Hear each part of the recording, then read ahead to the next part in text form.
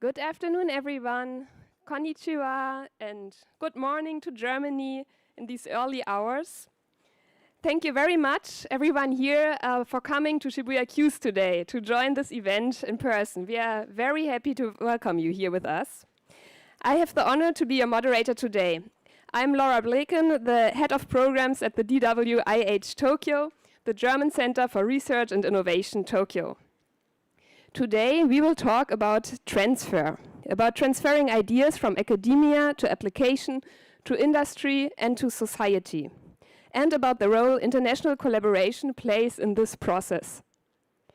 Please use today's event as a forum for networking and connect with the other participants here in Tokyo. And now, without further ado, please let me introduce the host of today's event. Please welcome the director of the DWIH Tokyo, Axel Karpenstein.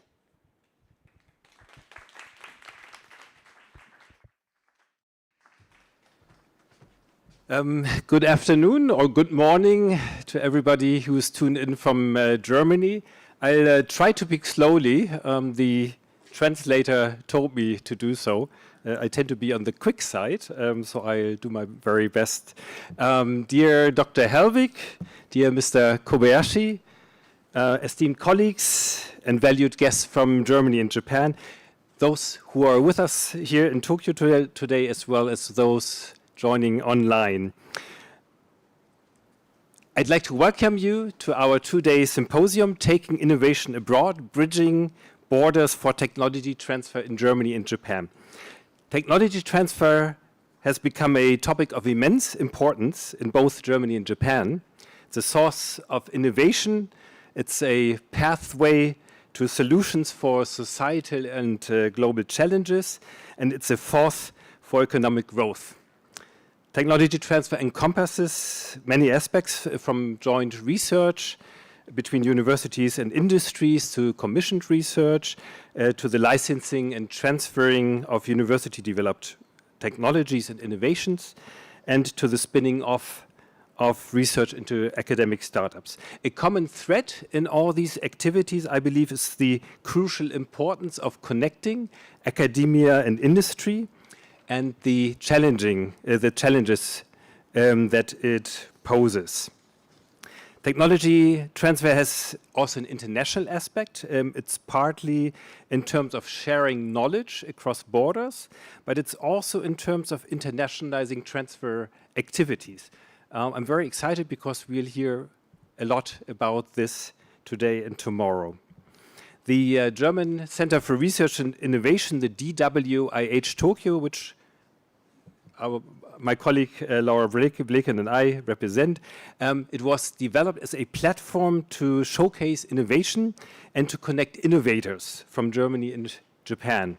As such, our mission is to connect stakeholders from both countries involved in technology transfer, to facilitate an exchange of information, of experiences, of know-how, and to support technology transfer between Germany and Japan. This includes helping research and industry actors connect across borders, assisting research networks with internationalization, and supporting international startups and academic spin-offs. Our symposium today and tomorrow is an important first step, I believe, towards creating a robust German-Japanese transfer support network. We are deeply honored to receive support from the Japan Science and Technology Agency, JST, and the many esteemed colleagues from academia and industry who will speak and participate at this event today and tomorrow. What can you expect from our two-day workshop? To briefly outline, and so that you know to stay on, because there's a lot of exciting things coming up. We first will have two keynote speeches, one from our Vice President, Dr. Muriel Helwig, who's Vice President of the DAAD and President of the Technical University of Applied Sciences Lübeck in Germany. And a second keynote speech from Mr. Osamu Kobayashi, who's Director of the Department of International Affairs at the Japan Science and Technology Agency. They will introduce us to the topic and provide insights into the German and Japanese perspectives, all moderated by my esteemed colleague, Dr. Laura Bleken, who is head of programs at the DWIH. Thank you very much, Laura. Second, this will be followed by a panel discussion on the challenges and opportunities of technology transfer, including its international aspects, with experts from research networks, from transfer organizations, and from the industry, from Germany and from Japan. For those of you who are with us here in Tokyo today, in the evening, a networking event will follow where we can all meet and discuss issues and where you can connect with stakeholders. Some of our guests operate information tables.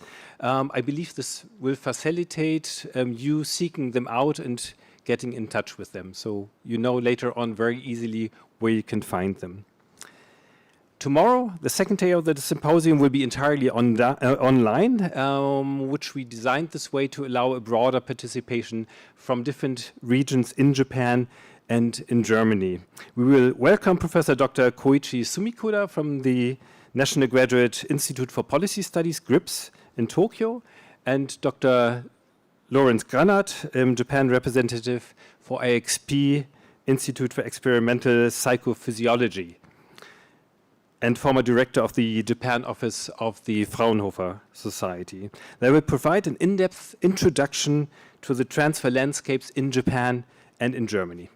Afterwards tomorrow, we will continue with 5 parallel workshops for a discussion and an exchange of experiences on topics related to technology transfer. Some of these workshops will deal with overarching issues. We have a workshop concentrating on fostering entrepreneurship, another one on connecting universities and private enterprises. Some of the workshops have a topic focus. They focus on a particular innovation topic. We have one on optics and photonics, another one on Industry 4.0, and a third one on biomedicine. All very exciting. The links to these workshops, the links that enable you to participate tomorrow online, you can find in the email invitation that you hopefully will have received. If you are here, you hopefully have received this information. If not, you can still register online on the DWIH Tokyo website and you will receive an email with all the important links. If you're worried that tomorrow you might miss one of the important workshops, you don't have to worry, we got you covered. As mentioned earlier, the symposium today and tomorrow, we understand as a first step in establishing an active network of individuals in Germany and in Japan who are passionate about international technology transfer. So to foster dialogue and collaboration and to allow you to seek help or to advise, we have created, first of all, a LinkedIn group, the Germany-Japan Tech Transfer Network. If you're interested, I encourage you to join. It's free of charge. It's a private group. It's supposed to be an open space to exchange ideas, information, seek support. It's a space for those interested in technology transfer between Germany and Japan. You can see here the name. You can look it up on LinkedIn or you can scan the QR code behind me. Additionally, you will find a summary of key actors involved in Germany and Japan in various transfer activities, initial points of contacts if you require their support or if you want to get in touch with them. I seek you to check out the website if you're looking for particular actors in Germany or in Japan. In addition, if you wanted to be listed there, please simply contact us. It's an information service that we provide free of charge. Just want to create a central point where those involved in German-Japanese technology transfer can easily obtain information. That's it from me. Now, without further ado, let's commence with the symposium. Thank you for your attention, and I wish us all a very productive and stimulating event. Thank you.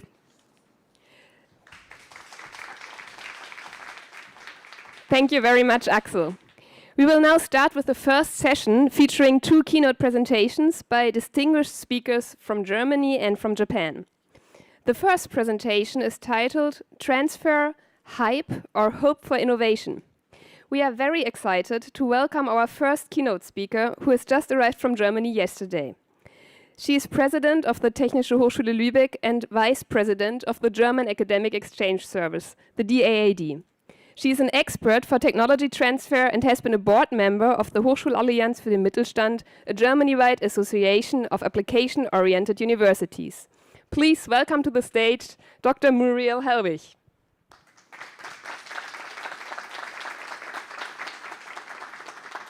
Thank you.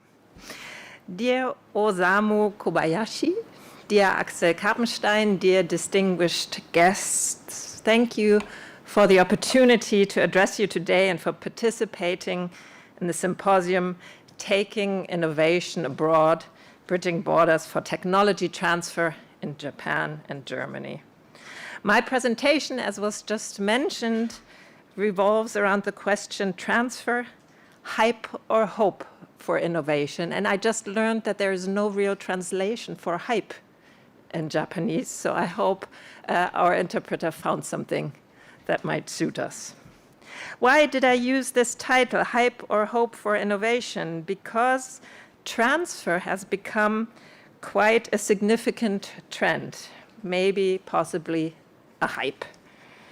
The prevailing belief is that transfer will lead to innovation, which in turn will bring about transformation, ultimately solving various problems.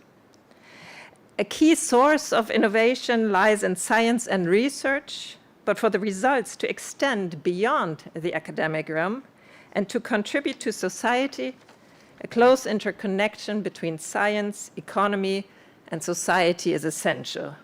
Thus, the concept of transfer. In Germany, we focus on the promotion of transfer. But I do wonder, how can we facilitate transfer that generally contributes to making the world a better place? And I forgot to show you that I also have some slides. So this is where we are now. How can we facilitate transfer that contributes to making the world a better place? So let's begin with the concept of transfer. A brief overview. Transfer encompasses both knowledge and technology transfer. Knowledge and technology transfer can lead to various forms of innovation, technological, social, economic, or digital, that, if impactful enough, may bring about transformation. And transfer is always regarded as reciprocal. Is that differentiation useful? So we differentiate between transfer and innovation, transformation, and then knowledge and technology and social and so forth. I find it quite challenging to distinguish between knowledge and technological transfer in practice. For instance, an innovative project at the University of Applied Sciences in Munich involved students collaborating with Alzheimer patients to develop Alexa skills. And these Alexa skills help the Alzheimer patients navigate through their daily lives, for example, by helping them remember appointments or recognizing family members. This project blurs the lines between technological knowledge and social innovation. And while some do argue for the importance of these distinctions, I question their practicality. So I asked a new quite transformative innovation to help me out. And ChatGPT does believe that it makes sense to differentiate between technological innovation and social innovation, as they focus on different aspects. And I quote, "Technological innovation on advancements in science and technology, engineering, and the application of knowledge to create tangible solutions, often involving the invention of new tools, machinery, software, or systems. Social innovation, on the other hand, may encompass changes in social structures, policies, cultural practices, or organizational models. It often focuses on improving the quality of life, promoting social justice, and addressing issues related to education, healthcare, poverty, and community development." I remain unconvinced. present to me a technological innovation devoid of any social impact. And I wonder, is it plausible that our continued differentiation stems from the way we compartmentalize these realms in our academic programs, in our research endeavors, in our titles for the professors, and in our department names? Or is it possible that the term technology still carries a more favorable connotation than social? And if so, what are the implications for our universities and research institutions in how we promote transfer activities? So how do we promote transfer? Two critical aspects stand out for promoting science-based transfer in Germany. First, establishing structures through programs and transfer agencies. And second, by fostering a transfer-friendly culture at universities and research institutions. At the university and research institutions, the basic idea is that transfer should be of the same importance as teaching and research. More so, it should be an integrated part of teaching and research. And if you remember the example of the Alexa skills for Alzheimer patients, this approach does make sense to me. Measures of promoting transfer thus include anchoring transfer within the university government, establishing technology transfer offices, creating transfer labs or real-world laboratories, or fostering collaborative research initiatives, for example, through third-party funding. The government in Germany is promoting science-based transfer through programs and agencies. For example, there's a great desire to push for more startups. In 1998, the German Federal Ministry for Economic Affairs and Climate Action initiated a program called Exist. Its idea was to support university-based business startups, for example, through grants. Relatively new to Germany are countrywide transfer agencies. In 2019, a federal agency for disruptive innovation called Sprint was founded. Sprint was conceived as a non-military counterpart to the US agency DARPA to finance projects and topics that are not eligible for funding from the private sector because their commercial exploitation is not yet foreseeable. The budget is €1 billion for 10 years. A second agency is in the making, the German Agency for Transfer and Innovation, called DATI. The idea is to foster transfer and innovation in a more regional setting between universities and smaller partners, such as small and medium-sized companies or communities. The budget is supposed to grow to €250 million per year as of 2026. In Germany, diverse entities like the government, universities, research institutions, foundations, or tech hubs are actively promoting a transfer-friendly mindset. Various initiatives characterized by very catchy names and innovative formats like bar camps or falling walls labs or hackathons or co-creation camps are organized. And these events often involve contests with prize awards accompanied by well-designed websites featuring images of energetic individuals from diverse backgrounds working in office spaces with a living room ambience, and most of the time being very, very young. And in Europe, various programs and structures exist. For example, the European Innovation Council is Europe's flagship innovation program, and through the new European Innovation Agenda, Europe, quote, wants to be the place where the best talent work hand in hand with the best companies and where deep tech solutions, innovation thrives and creates breakthrough, inspiring solutions across the continent. Despite various efforts, creating a transfer-friendly culture faces challenges, such as deep-rooted beliefs in Germany favoring basic research over applied research. Plus, there currently is no obvious reason and no need for a student, a graduate, or a scientist to conduct transfer. So, how are the measures faring that I just described? According to a recent study by the German Center for Higher Education, Germany ranks in the international midfield for science-based transfer. While it is considered a leading economic nation and is also seen as innovative, the country is within the top 10 in international innovation rankings. Japan, on the other hand, stands out. I quote the study.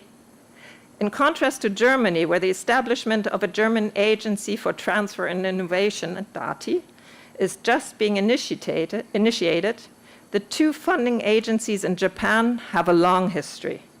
Additionally, there's a comparatively high number of financing volume.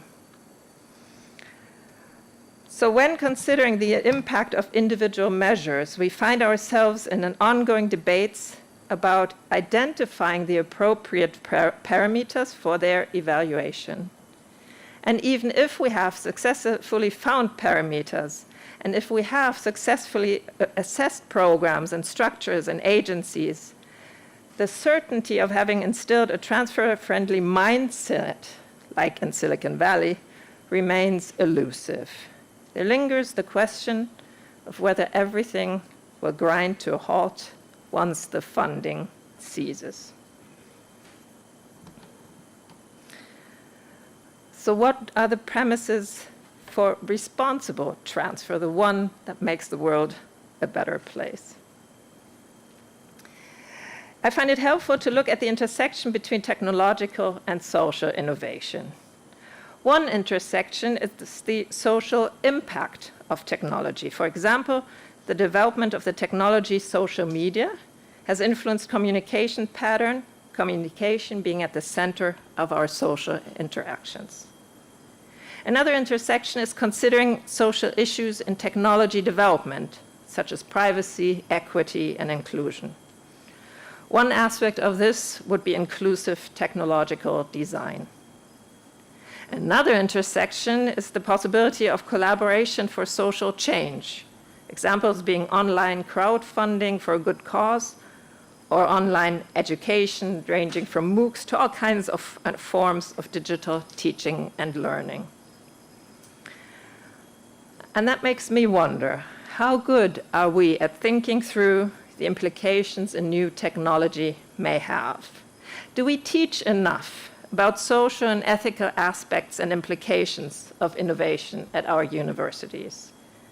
Is too much hype about transfer leaving some social groups behind, for example, women or minorities? Who defines our policies, procedures, and values, and how? Since I do not have any answers, I will come to the conclusion. Let me sum up. In conclusion, technology transfer is both a hype and a hope for innovation. We need supportive programs, structures, and funding, as well as a shift in academia's reputational system to create a transfer-friendly mindset. Because creating a culture open to transfer activities is crucial, and this includes teaming up with diverse partners, being open to new ways of working, and being open to failure. For Germany, it also means that we must find a better way to include non-university actors, for example, companies and communities. Diversity and a society-first approach need to be emphasized. There's too much risk in neglecting certain groups or aspects. There seems to be no one-size-fits-all solution, which urges us to look beyond our boundaries and learn from others. And Japan's success in transfer makes the symposium an invaluable platform for bridging borders and fostering international collaboration and transfer for the betterment of our world. And therefore, I am very, very grateful to be here, because if transfer is to be of helpful, useful, hopeful nature, it has to be international, and I look very much forward to learning from you about how to use it wisely. Thank you very much. Thank you very much, Dr. Helwig. Thank you very much for this insightful presentation. Please take a seat on the stage. We will be there for the discussion later. Yes, that's your seat. I'm sorry about the noise. Apparently the ventilation system started, but I think it's over now and it shouldn't happen again. So, Ms. Helwig, you already asked a lot of questions we are about to address in the discussion. If anyone from the audience has questions, I would like to invite you to post them online. We are collecting questions online, also from the live stream audience. Everyone here on site, you will find the link to the questions in the QR code at the bottom of the program you found on your seats. And for those joining online, you can find the link to the question form on the DWIH website, on the event page, and also in the email that was sent to you. Now I would like to announce our second keynote speaker, and we are very honored to have him here today. He's the director of the Department of International Affairs at the Japan Science and Technology Agency, JST in short. The focus of his 20-year career at JST has been promoting international research cooperation, including a program which has a mechanism to facilitate international academia-industry cooperation. In the keynote speech, he will introduce JST's promotion of technology transfer and international cooperation. Please welcome to the stage Osamu Kobayashi.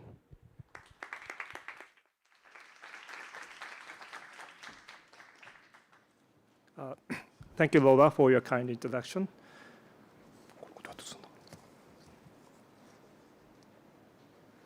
Okay.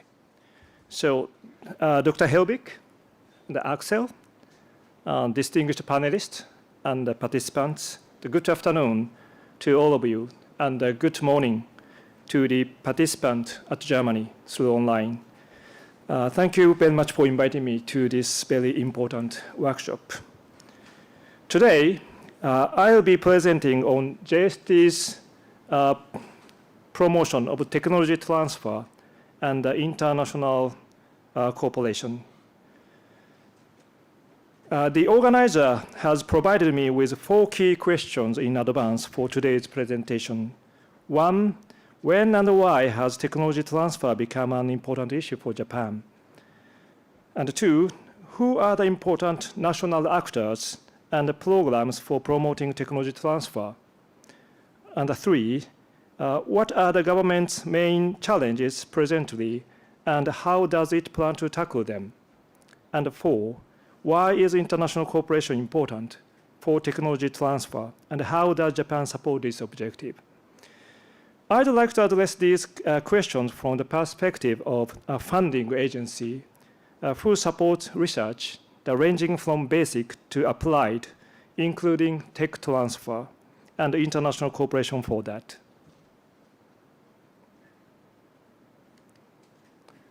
And these are the contents of my speech today. An introduction. And firstly, let me give a brief overview of JST for those less familiar with us. And the JST is a mission-oriented national funding agency affiliated with MEXT. Our role is to fund and connect various stakeholders, fostering the new societal value and contributing to the well-being of people globally through STI research activities aligned with national and global agenda. We support research for both scientific innovation and commercialization. As you may know, there is another line of system diagram with more industry-focused perspectives, which is overseen by the METI, the Ministry of Economy, Trade and Industry. Now, addressing key question 2, who are important national actors and programs for promoting technology transfer? In Japan, there are diverse funders with different roles and missions as illustrated in this slide. JST, as a mission-oriented funder, fund projects from basic to applied research, including technology transfer aligned with the national priorities. I will explain about some of our tech transfer activities later. Additionally, the Japan Society for Promotion of Science, JSPS, funds the curiosity-driven research, while the Japan Agency for Medical Research and Development, AMED, the focus is on medical science. AMED supports the medical research, including tech transfer. In the meanwhile, the NEDO, sorry.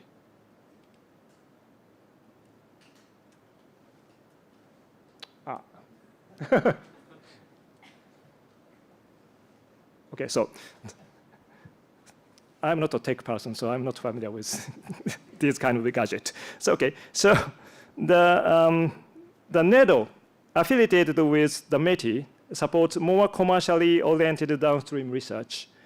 Regarding tech transfer, the JST and the NEDO collaborate to connect outcomes from our research project to theirs, forming a bridge in this process. Let me touch upon the Integrated Innovation Strategy 2023. That would answer your question 3.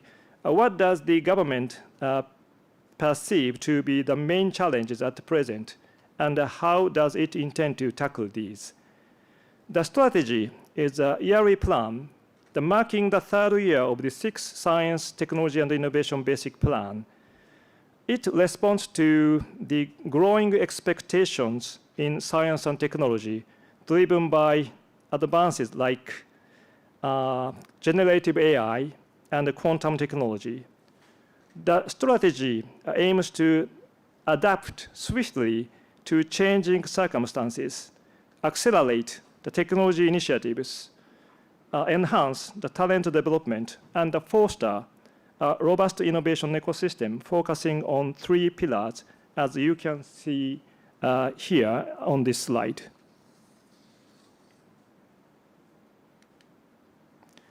So in this context, our key missions at JST involve the supporting transformative research that generate scientific knowledge and impactful value for global society, and promoting technology transfer as a bridge between academia and industry.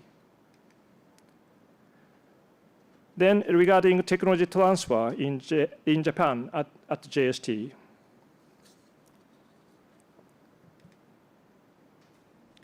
So let me introduce major policy development in Japan to respond to the key question 1, when and why has technology transfer become an important issue for Japan? The Basic Act on Science and Technology was implemented in 1995, aimed at advancing science and technology in Japan. This law is intended to systematically support the policies that contribute to Japan's overall socio-economic development, the national well-being, and global scientific and human progress. In 1998, the Act on the Promotion of Technology Transfer from universities to private business operators was introduced. The purpose of this act is to drive the country's industrial evolution, to stimulate the national economic growth, and foster educational progress. It aims to achieve these goals by supporting emerging business sectors, promoting advancement in industrial technologies, and encouraging the research activities in universities and the research institute. The primary focus is on facilitating the smooth transfer of research findings and technologies from academic and research institutions to private enterprises to ensure that everyone can benefit from progress in both the economy and the technology. In 1999, the Japanese Bayh-Dole Act was introduced, stipulating that results from national contract research belong to the contractors, incentivizing the active participation in research and development. And in 2006, an amendment to the Basic Act on Education reflected a broader vision for universities, adding contribution to society, including the university-industry collaboration to their missions. This emphasized the importance of universities actively engaging with industry for the benefit of society. To realize this national agenda and priorities, JST has implemented the several funding programs, like on this slide. The support for startup from academia. The START combines public research fund with private business expertise to support the pre-startup university ventures, the focusing on technology Cs. This program seeks to foster sustainable Japanese innovation by facilitating the transition of university research outcomes into commercially successful ventures. And the success promote the growth of venture companies for the practical application and societal impact of JST's research outcomes. And the support for industry-academia collaboration. A-STEP is a technology transfer support program facilitating the commercialization of research outcomes from universities and the public research institutions. Its goal is contribute to society by translating the scientific and the technological research achievements into economically impactful technologies. The program concentrates on fostering the transformation of research advancement for the benefit of the national economy. And the support for open innovation platform formation. The COI, the Center of Innovation, next promotes the collaborative innovation across academia, industry, the local governments, and the citizens to shape a desired societal framework. It supports a knowledge-centric society led by multi-stakeholders consortium at universities, contributing to national growth and regional revitalization. And these are the budget side for the aforementioned programs. Then let me share some success stories out of our activities. The first example is the work of Professors Akasaki, Amano, and Nakamura in the development of the blue light emitting diode, LED. Their journey began with Professor Akasaki's successful production of high-quality gallium nitride single crystals in 1985, after years of basic research. And from 1986 to 1990, JST had funded Professor Akasaki's team and the Toyota Gosei Corporation Limited to invent the gallium nitride blue LED in 1989. The outcomes of this research were commercialized in 1995, which have contributed to cut global power generation by 7% and hold the potential for the $300 billion LED market in 2030. And the second one is the work of Professor Hosono in developing indium gallium zinc oxide thin film transistor. The IGZO TFT, compared to conventional technologies, excels in high electron mobility, the transparency, and the resolution, as well as low power consumption. It is used in applications that demand high-quality displays, such as smartphones, the tablets, the laptops, and LCD televisions. Then, one of our practical answers to the question for why is international cooperation important for technology transfer, and how does Japan support this objective, the 2+2 international cooperation. What is 2+2 collaborative research scheme? As a mission-oriented funder aiming to enhance societal impact through the research, we emphasize collaborative effort between researchers from different countries to ensure our research not only advances academic knowledge, but also translate into practical applications and the real-world impact. It is crucial to involve researchers from both academia and industry from both countries. And why is 2+2 important? The collaboration enables the combined strengths of academia and the industry to effectively tackle common societal challenges between us. Through the 2+2 partnership, The pooling knowledge and resources among four partners fosters innovation, establishes a basis for mutual market access, and drives research and development towards the successful commercialization for long-term economic cooperation. The importance of international academy industry cooperation is particularly emphasized in the 6th Science and Technology Innovation Basic Plan of Japan. These are our experiences with the 2+2 schemes commencing in 2016 with Sweden, followed by cooperation with Germany, Canada, and France. Specifically with Germany, we engaged in joint calls 3 times and anticipate significant outcomes from our collaboration. And this is the scheme. And I'd like to highlight the success of our collaboration between Japan and Germany. In optics photonics, in fiscal year 2018, we had 35 proposals and supported 3 selected projects. In photonics, optics photonics 2, so 24 proposals with 3 more groundbreaking projects. And moving into hydrogen technologies in 2022, the 6th proposal resulted in 3 selected projects.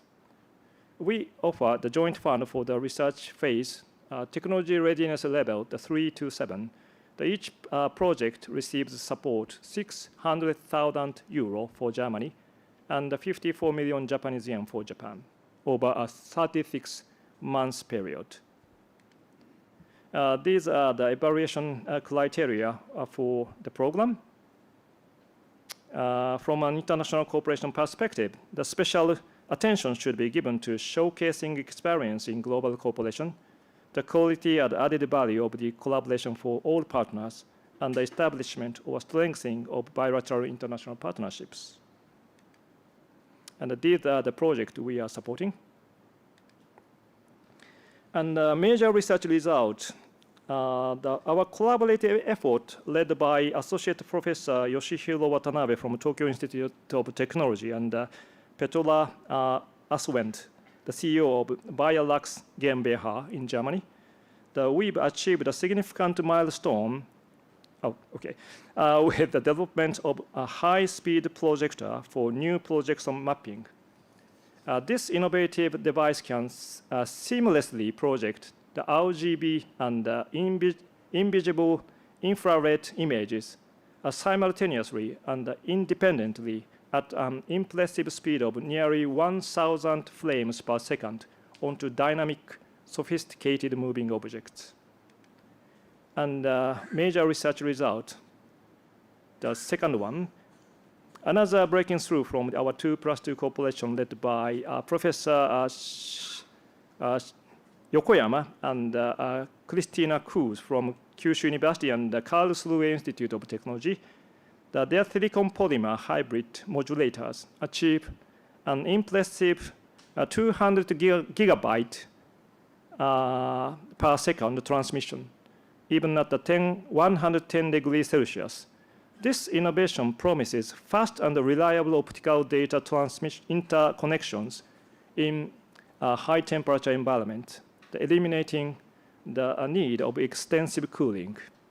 So these are 2 examples of our research projects. And this is my speech, and thank you very much for your attention. Thank you very much, Osamu, for providing very concrete examples how technology transfer could look like on the international level. We will now have about 30 minutes for the discussion. And again, I would like to invite you to post your questions online, but we will also have the opportunity to ask questions directly by raising your hand later. And I just had a look at the online form. There's not so many questions, so maybe I can start with a broader question. Muriel, you mentioned there might be a hype for innovation right now, a hype for transfer in Germany. Osamu, would you think this is something you can say about Japan? Is there a hype for transfer right now?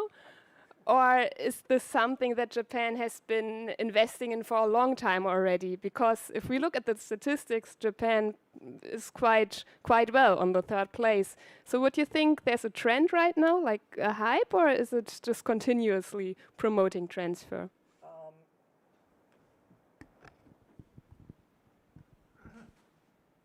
Okay.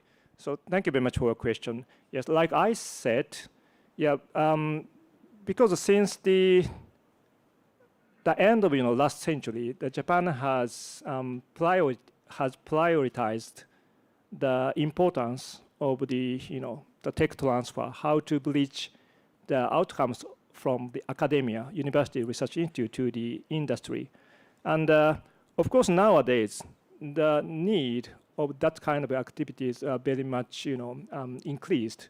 So yeah, like for example, the semiconductors, or like I said, the generative AI or new technologies, maybe yes, we need more collaboration and more investment to to the research for that, and to connect the research university and the research institute with the private sectors who do not have the enough money for those kind of very basic the fundamental research. So like before, yes, they had the the research center for basic research in private companies, but nowadays they don't have. So but still they need some new innovation or new idea. So yes, we have to increase the collaboration between them, and yes, still yes, continuously yes, we are supporting those kind of things. Yes, thank you very much. And Muriel, if I may ask you, looking at the presentation we just saw, all the activities that were going on in Japan, do you think there's something that we could learn or use in Germany? You mentioned that there is a lot of new agencies or new projects starting now. Looking at the DATI, is there something you would like take away from this? Yes, what I find very interesting, or what is my perception, I don't know if the audience would agree, but in Germany, we've been conducting transfer for a long time, of course. Technical universities have always conducted transfer, and we've had some of the offices, and it was written in our law, but we just started talking about it more in the recent decades, maybe. And this idea about new agencies was really a difficult start. So the sprint came about in a way I don't really even know how it happened, but it happened quite quickly, and it was very innovative for Germany, and then had a lot of starting hassles because we tried to press a new agency made for innovation and being open and disruptive and so forth, but we pressed it in all our laws and in complicated measures and so forth. So in the beginning, it didn't even seem if it would be able to fly, because we were burdening it with too many regulations and constantly asking, in my opinion, how it was doing, even though it takes some time and we need to appreciate failures more. The DATI also took some time in the making, so it was discussed quite a bit, I think, since 2016. And my impression was always that we don't look enough into the international world. Basically, we looked a little bit at Sweden and Switzerland and so forth. I don't know if Japan was much of an issue, but it should have been, because what I see is that you've been doing it for much longer and much more thoughtful, as if I understand you correctly. It's part of a real plan. You can put it in your schemes and really explain why you're doing. You have a clear message of what you want. And what you'd like to achieve, and you pour in, if I understand correctly, much more money than the German side does. So I think this long-term, thoughtful, and financed aspect is something we can very much learn from Japan. Yeah, thank you very much. And also thank you very much for bringing up the topic of international cooperation, which is of course a topic we would like to discuss here today.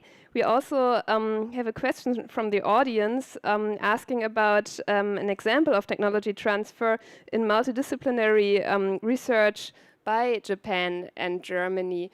Osamu, you introduced a funding scheme for this international cooperation referring to transfer. Could you maybe explain how this takes place practically? Like what is being earned by collaborating in this field, by collaborating via industry and academia from both countries? So, what we can get from that? Yeah, and how it works in practice. Yeah. Okay. Yeah, actually, yes. So that mechanism started from the, the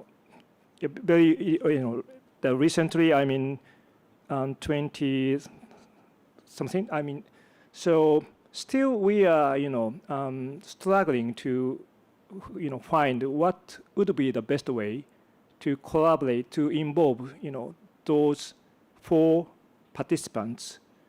2 from Japan, 2 from overseas, and because yes, there will be a lot of challenges we have to overcome when it comes to the industrialization. Of course, when if we are just doing the basic research, we just take care of the the papers or those kind of things. Sometimes IP, of course. But if we involve the industries, they are much severe in terms of the IP treatment. And I explained, in Japan we have the Bayh-Dole Act, Japanese version of Bayh-Dole Act, and we just leave it to the research institutions. And this is my opinion. They don't have enough experience and knowledge about how to treat those kind of the conflict between them. So maybe we have to cultivate the expert who can handle those kind of issues. If we continue to support the 2+2 cooperation by using our money. So not only supporting research activities, we also have to cultivate experts who are very much familiar with those kind of IP issues. Between industries. I mean, industries, and they are one is from Japan, and one is from overseas, and issues gonna be more complicated. So maybe we have to have the expert for that. Muriel, would you think for Germany, is there like any kind of program you would like to see to promote the international cooperation or any initiative? Well, I would be very happy if DATI came. Let's go step by step. And I think Sprint is already quite international. I would very much like to see DATI being international as well. And then I find the idea interesting of integrating international and transfer parts into existing programs. I would be a bit reluctant right now to invent new programs and another new program and another new program. But I think if we look at what we're already doing very well, which is internationalization and research, and then implement transfer activities within the existing programs, I think that could be quite useful. Yeah. Okay. Yes. Thank you very much so far. So are there any questions now from the audience? You're very welcome to raise your hand. Maybe we can lighten up the floor a little bit because it's quite dark. I cannot see everyone, but I think there's a hand over there. Could we get a microphone over there, please? Thank you. Thank you so much for the very good discussions. I did actually apply 2+2 2 years ago, but failed, unfortunately. Do you have any plan to continue that one between 2+2, between Germany and Japan? That is a key issue for this kind of international collaboration and exchanging technologies. first of all, I would like to ask JST, and then you, if you have any idea 2 plus 2, then could you comment on that?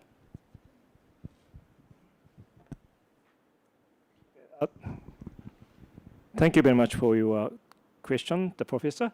And yes, as far as our budget permits, yes, we'd like to continue our, this program, this scheme. And of course, Germany is one of the very important, like-minded countries who share the, the common values and who share the common challenges. And also, we have some, complementarity. By working together, we can resolve, some issues. And yes, like you saw from my presentation, because the 6th Science Technology Innovation Plan emphasized the importance of the 2 plus 2 international cooperation. And as a mission-oriented funding agency, we follow that priority. And again, so as far as our budget permit, yes, we will continue our program. And maybe our partner would be Germany, and would be some other like-minded countries. Yes, this is a very important condition. We cannot work with non-like-minded countries. Like, I cannot say any specific name, but yeah. Yeah, thank you for also pointing that out. I think that's always an important aspect if we also talk, if we talk about transfer.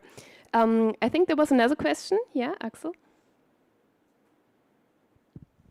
Yes, thank you very much. It's wonderful to have both perspectives, the German and the Japanese perspective here today. I have actually 2 questions.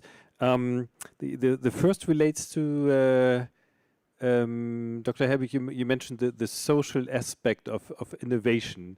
So I was wondering, a question to the both of you, what should be our yardsticks? What do we really want to achieve with innovation or with transfer, however we define it? And the second question relates to the issue of access to innovation or developing innovation. What is currently being done in Germany or in Japan to have equal access? And I'm thinking about sort of differences between regions, differences in age, the age of entrepreneurs, gender balances or imbalances. What is currently being done, and what should, in your opinion, be done, or what could be done to promote it? So I think that's 2 big questions. We can use the rest of the time to answer that. Thank you very much. Maybe we can start with the social aspects. Would you like to comment on that?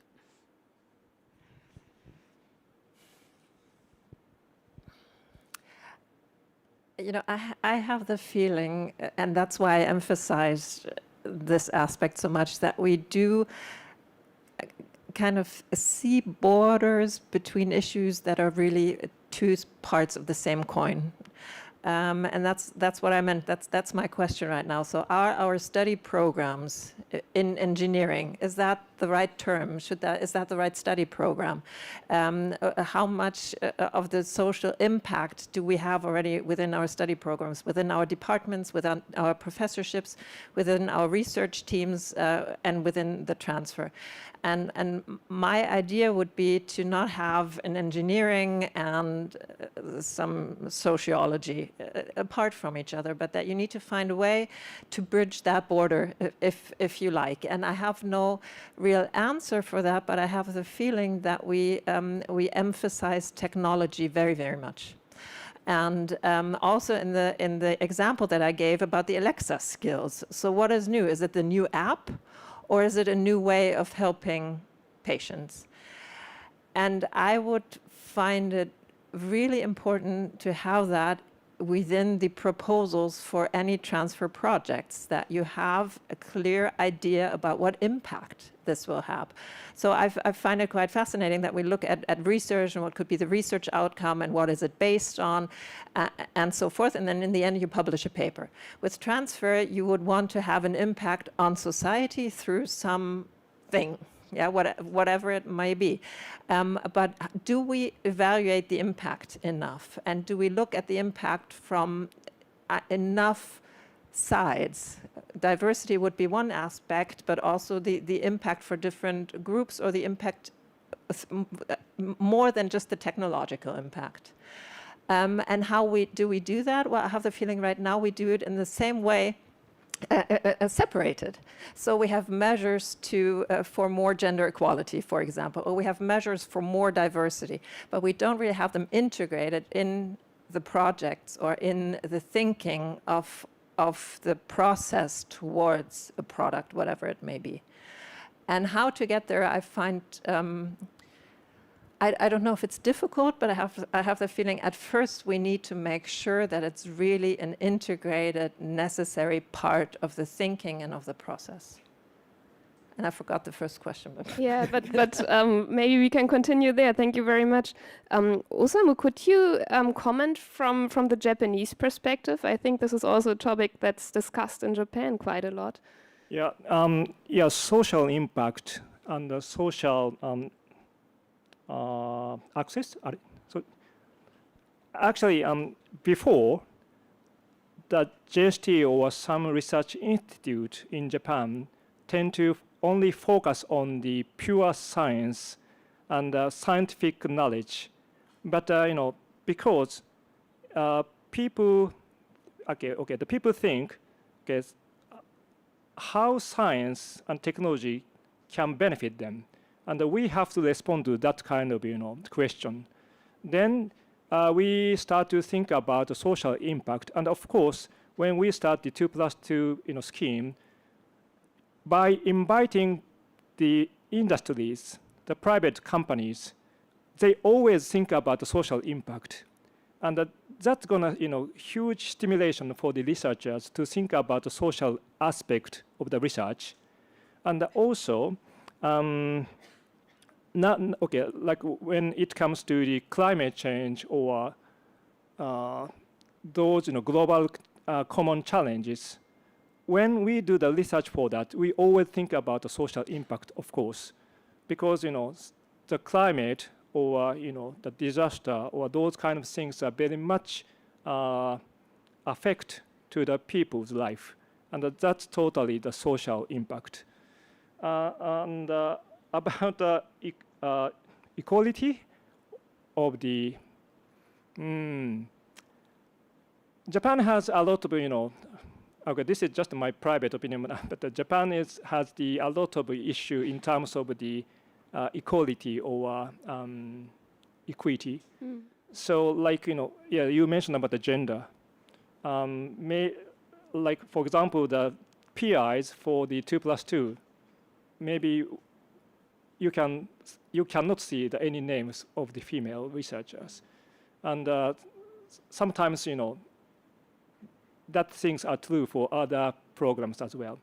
And also the universities in local area, very much hard to access to our program. Yeah, of course, information-wise, they have a lot of information. They can get the information as many as possible with the university in Tokyo or large major cities.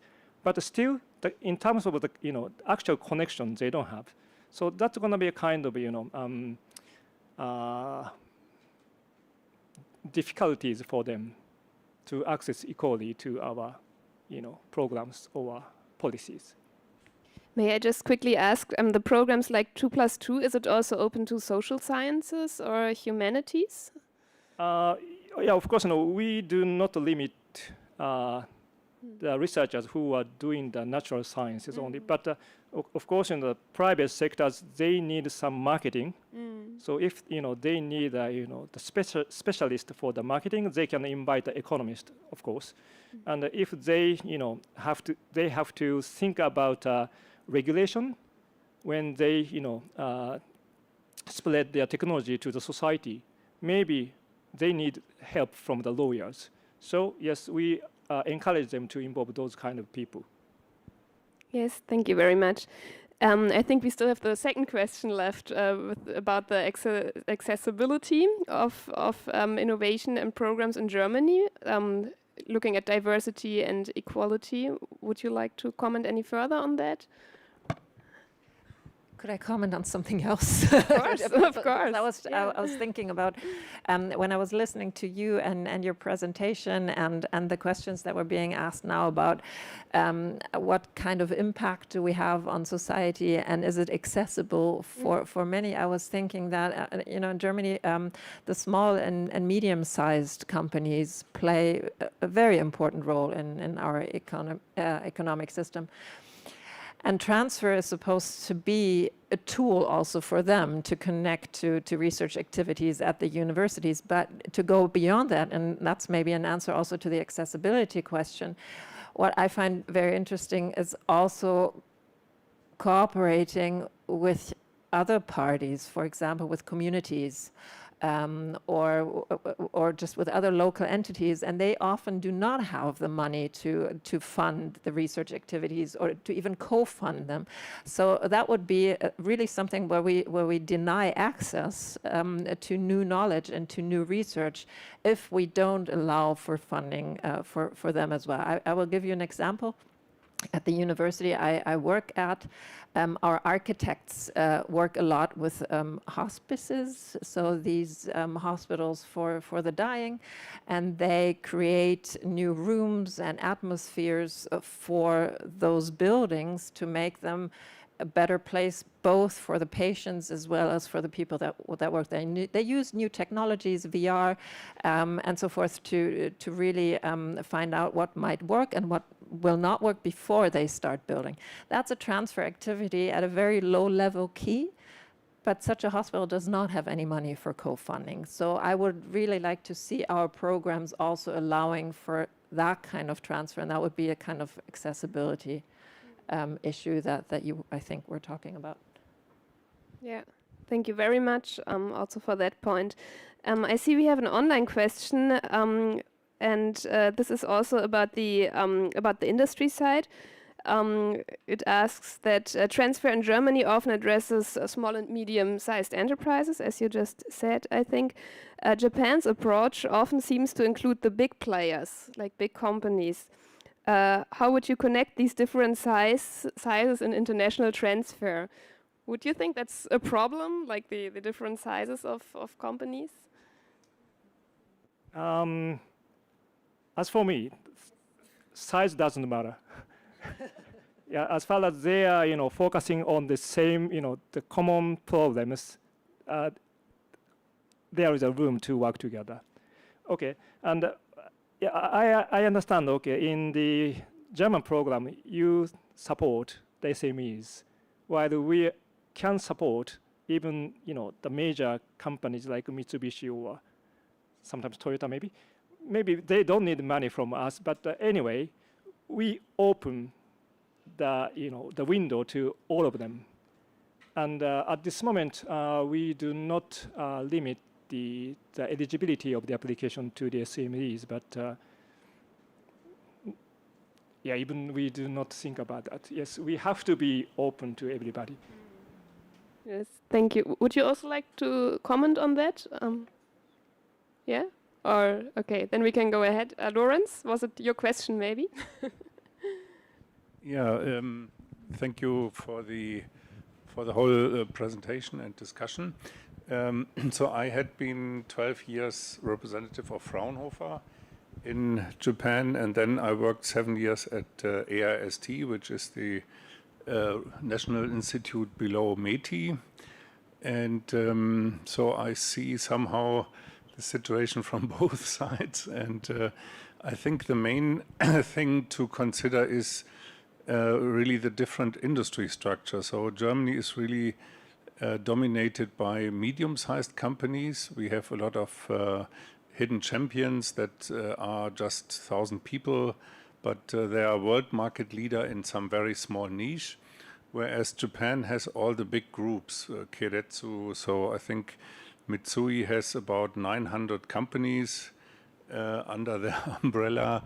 And this is a different situation. In Japan, the companies actually are doing the innovation, the big companies, and small companies with some exception. There's, for example, Shimano for this bicycle gear or so, but usually small companies are just suppliers for big companies, so the innovation is done in the big guys, and that's also why the whole innovation system is different and the research system is different. In Japan, more research is done in companies than in Germany. But in Germany, for example, we have Fraunhofer. I think Fraunhofer is very special because the whole organization is set up to work for the industry, and they only get 30% basic funding, so they always have to struggle to find money and money from companies. So they have to offer something that companies need, and I think this is a very special thing, which I think many other nations tried to copy, USA or also France, but it didn't really work because the industry is not similar. So small and medium-sized companies don't have own research. They need something like Fraunhofer. But as Mr. Kobayashi, I think, as you said, there is always enough space in between this medium-sized and big-sized companies to also have good collaborations, as I can only say, looking back to my time in Japan. Yes, thank you very much for that comment. Are there any more questions in the audience? As far as I can see, no, there's no hand. Then maybe I can pick up another question from the online audience. And this one is asking, what factors are essential, according to your experience, to promote the development of a greater number of projects and for them to reach their final phases? Could you comment on that from the German or Japanese perspective? You know, just in terms of numbers and quantity, how to promote a greater number of projects, which might also be up for international cooperation? Well, to just enhance the numbers is easy. You pour in more money, and the research projects and the transfer projects will follow. I think we don't have a lack of ideas, and we don't have a lack of smart people that would like to hand in a proposal. The question is, are those good projects, and is that a good method? And so when you were just talking about the differences in structures, so to speak, at the two countries, I was thinking that in Germany, what we're trying to do is we have a very differentiated system of universities and institutions like Fraunhofer, for example. So we have the universities of applied sciences. Those are usually smaller universities, and there are more of them, and they're spread out through the country. So if you want more transfer in the regions, as we like to say, maybe also in regions where there are not many companies or just very small, medium and sized companies, or if there are other regional aspects that you might want to consider. Those would be good institutions to work together and conduct transfer there. And then you have, you also have smaller universities, but then you have larger technical universities that usually do work together with the larger companies as well. And then they have different issues than the universities of applied sciences in one of the regions, a technical university in one of the large cities, maybe with a large automotive company. And then you have Fraunhofer, and they still have another issue.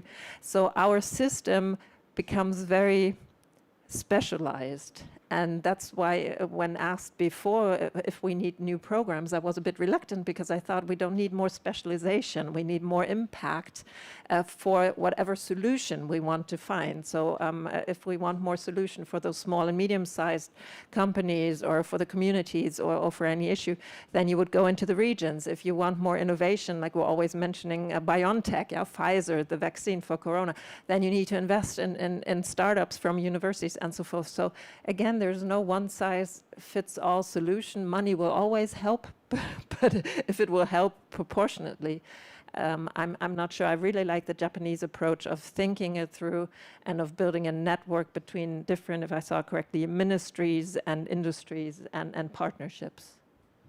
Yes, thank you very much. Osamu, would you like to comment about I'd like to comment on the how to get to the final stage.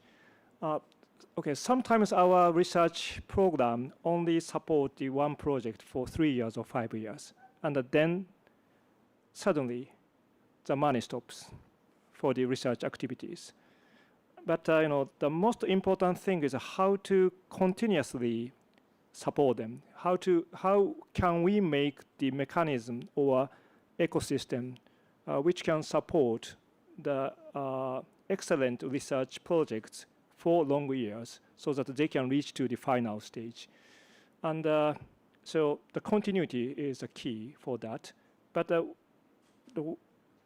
we cannot do that continuous support only by JST.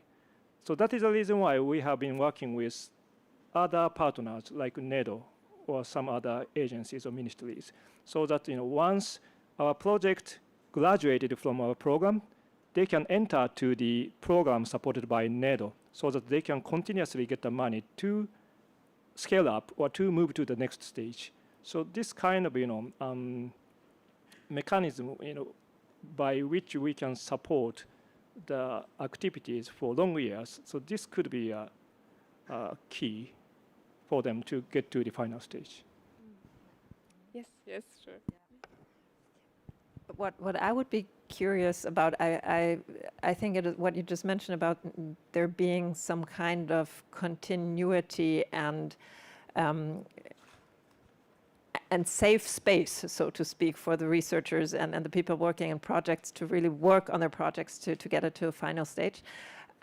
At the same time, we would need some kind of mechanism to be allowed to stop a project if we see it won't work.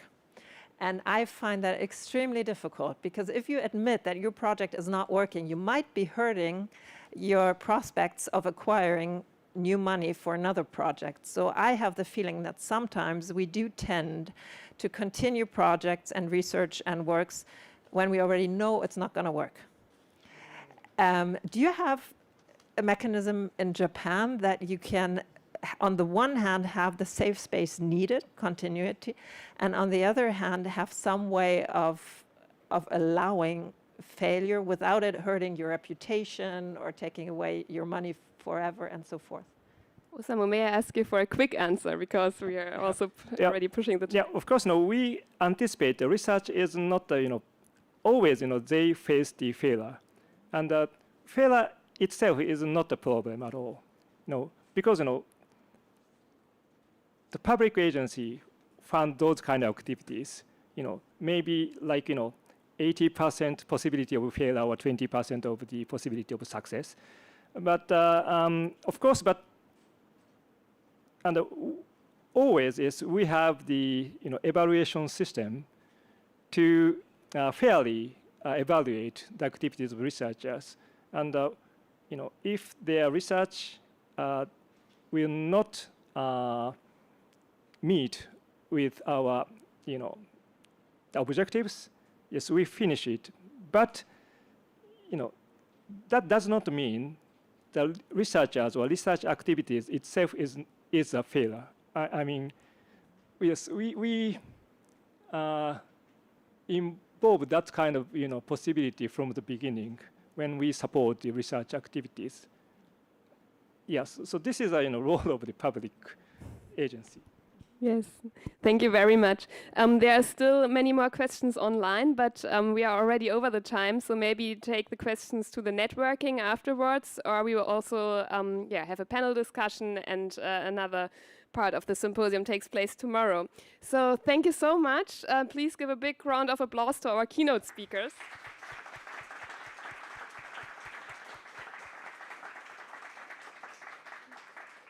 And for everyone here, we will now have a short coffee break until 4:30.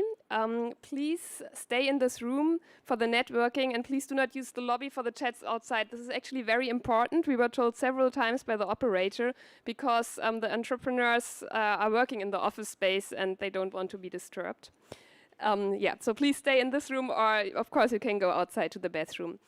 We would also like to take this opportunity for a group photo of all workshop chairs, speakers, and organizers. So I would like to ask everyone involved to come on the stage right now. And everyone else, please enjoy the coffee break and the networking, and see you back at 4:30. Thank you.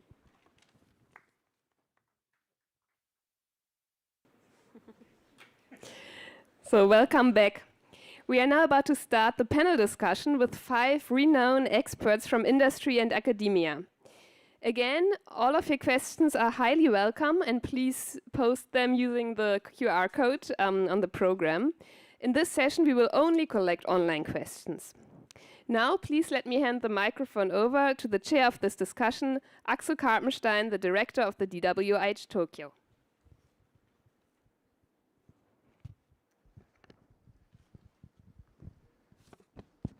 All right, thank you very much, Laura, and thank you very much, everyone, for joining our discussion group today. Let me just get settled here.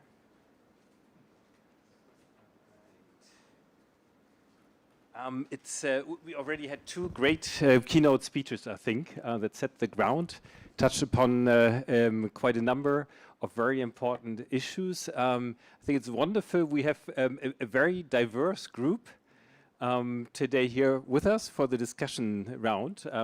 We have 2 representatives of research networks that are internationally active from Germany, active in Japan. We have a representative from a TLO, a technology licensing office, an intermediary connecting universities with the private sector. We have 2 gentlemen connected to the private sector, slightly with different focus. Let me introduce you to you so that you know who is who. And I start from my left here. So with us today is Ms. Valerie Daldrup from the International Startup Campus at the University of Jena in Germany. Maybe a round of applause. Thank you. To her left is Dr. Koji Yasui. He is a Senior Chief Technologist at Mitsubishi Electric Corporation.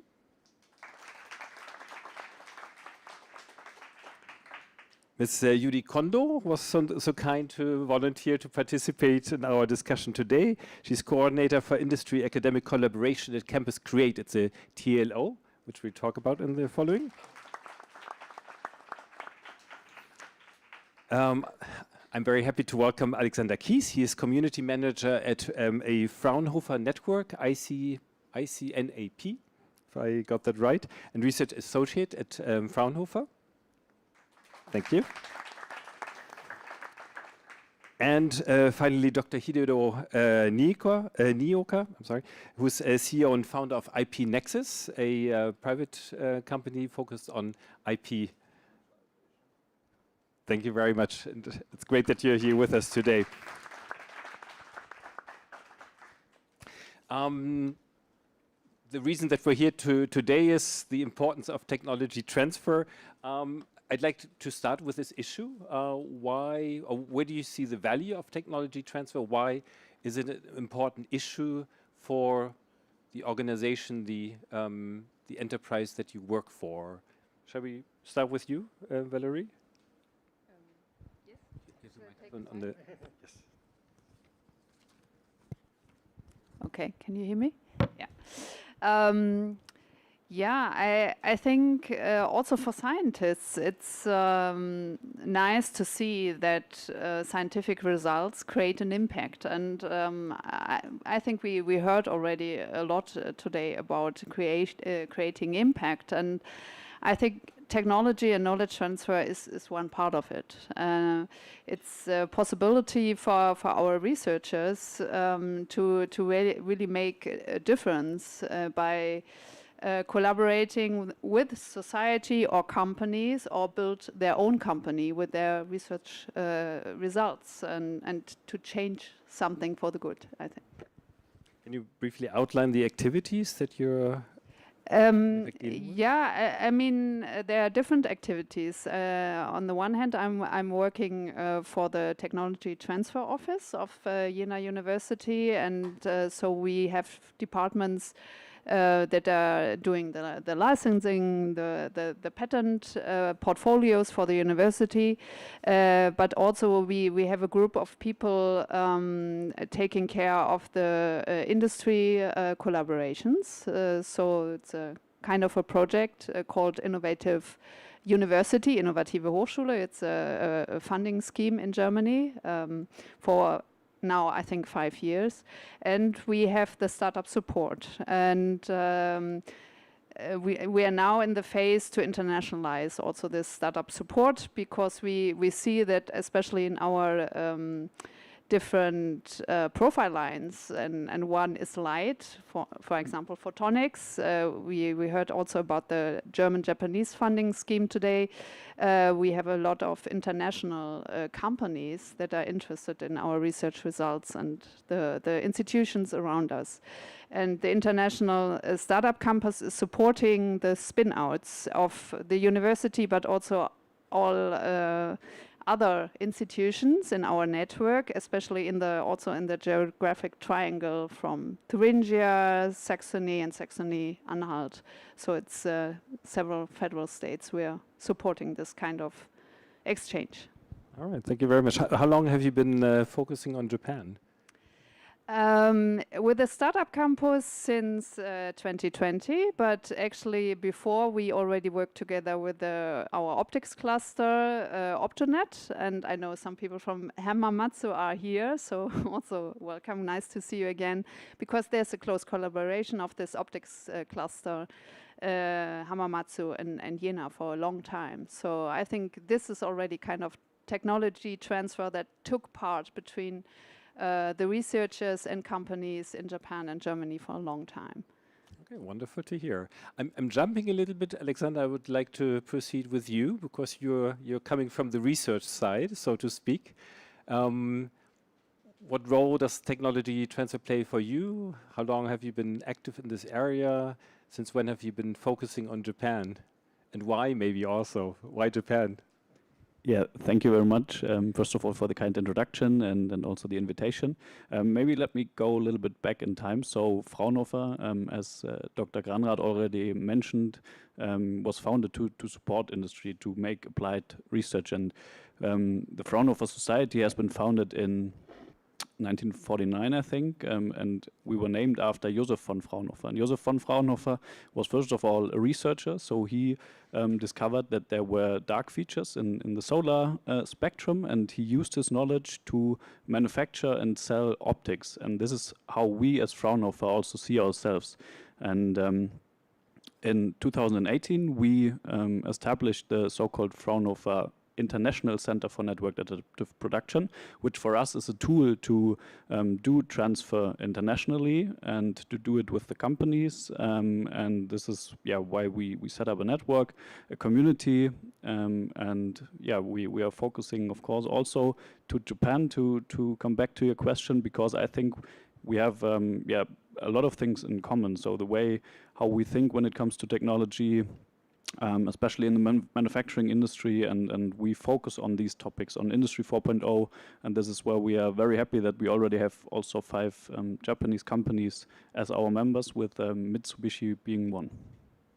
Wonderful. Yeah, thank you very much. As you are aware, tomorrow we'll have online workshops. We'll deep dive into these 2 areas, into optics, photonics on the one hand, into Industry 4.0. Because I was reading some of the questions online, some of you asked what we do about the questions that were asked earlier and we didn't get around to. Join the workshops tomorrow. I think we'll pick up on a lot of these questions. If we don't get around to that tomorrow, join the LinkedIn group that's there so that we can discuss all these issues in detail. Thank you very much, Alexander. We had research. We are moving closer to the industry. We are connecting now, moving to you, Yuri. Can you provide a little bit background on your organization? What role does technology transfer play for you? Okay, I'd like to thank you for inviting and thank you for the opportunity.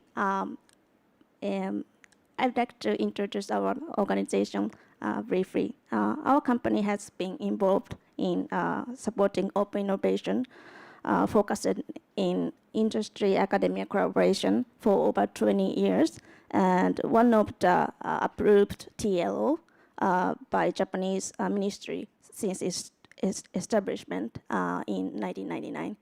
And our goal is to contribute to solving corporate technological development challenge through the leveraging excellent research results and insight generated from the academic field. So our mission is to facilitate matching between the two parties, but also actively participate in driving each project forward. Yeah, and I believe that leveraging excellent technical skills is still a key to creating new businesses in corporate. So I highly value the promoting the technology transfer. Yeah. Wonderful. 20 years is a long time. I'm sure you can share a lot of experiences with us. I think, Hito, you mentioned before, today there are 33 TLOs of this kind in Japan. And have most of them be around this long? I'm going back to the conversation, the presentation of Dr. Kobayashi. He was talking about the Bayh-Dole Act, and especially in year 1998, 1999, the TLOs were founded in Japan.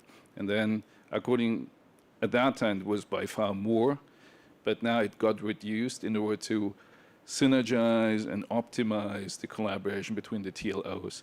And at the moment, it's 33 at this time. Interesting, yeah. I know in Germany too, I think departments at universities that are supposed to liaise with private industry, or that are supposed to promote connections between academia and industry, are being developed. I think they're more than a few years ago. It's a very interesting area because it seems to me that networking, connecting both parties, is so essential. And we'd also talk about the issues involved, the challenges that are there. Yuri, what are typical activities that you're involved in usually? First of all, we do a matchmaking, and we basically based on the corporate needs, what they are looking for, and we have a nationwide network with over 18 university or research institutes all over Japan. So therefore, we can look for the optimal candidate for their needs. And not only matchmaking, we also doing the project management, and so that we have accumulated case study and lesson learned, including success and failure. So therefore, based on that, we could propose the best plans for the corporate needs. That is one of our strengths, and we believe that it is almost the only organization in Japan that we have broad-wide network and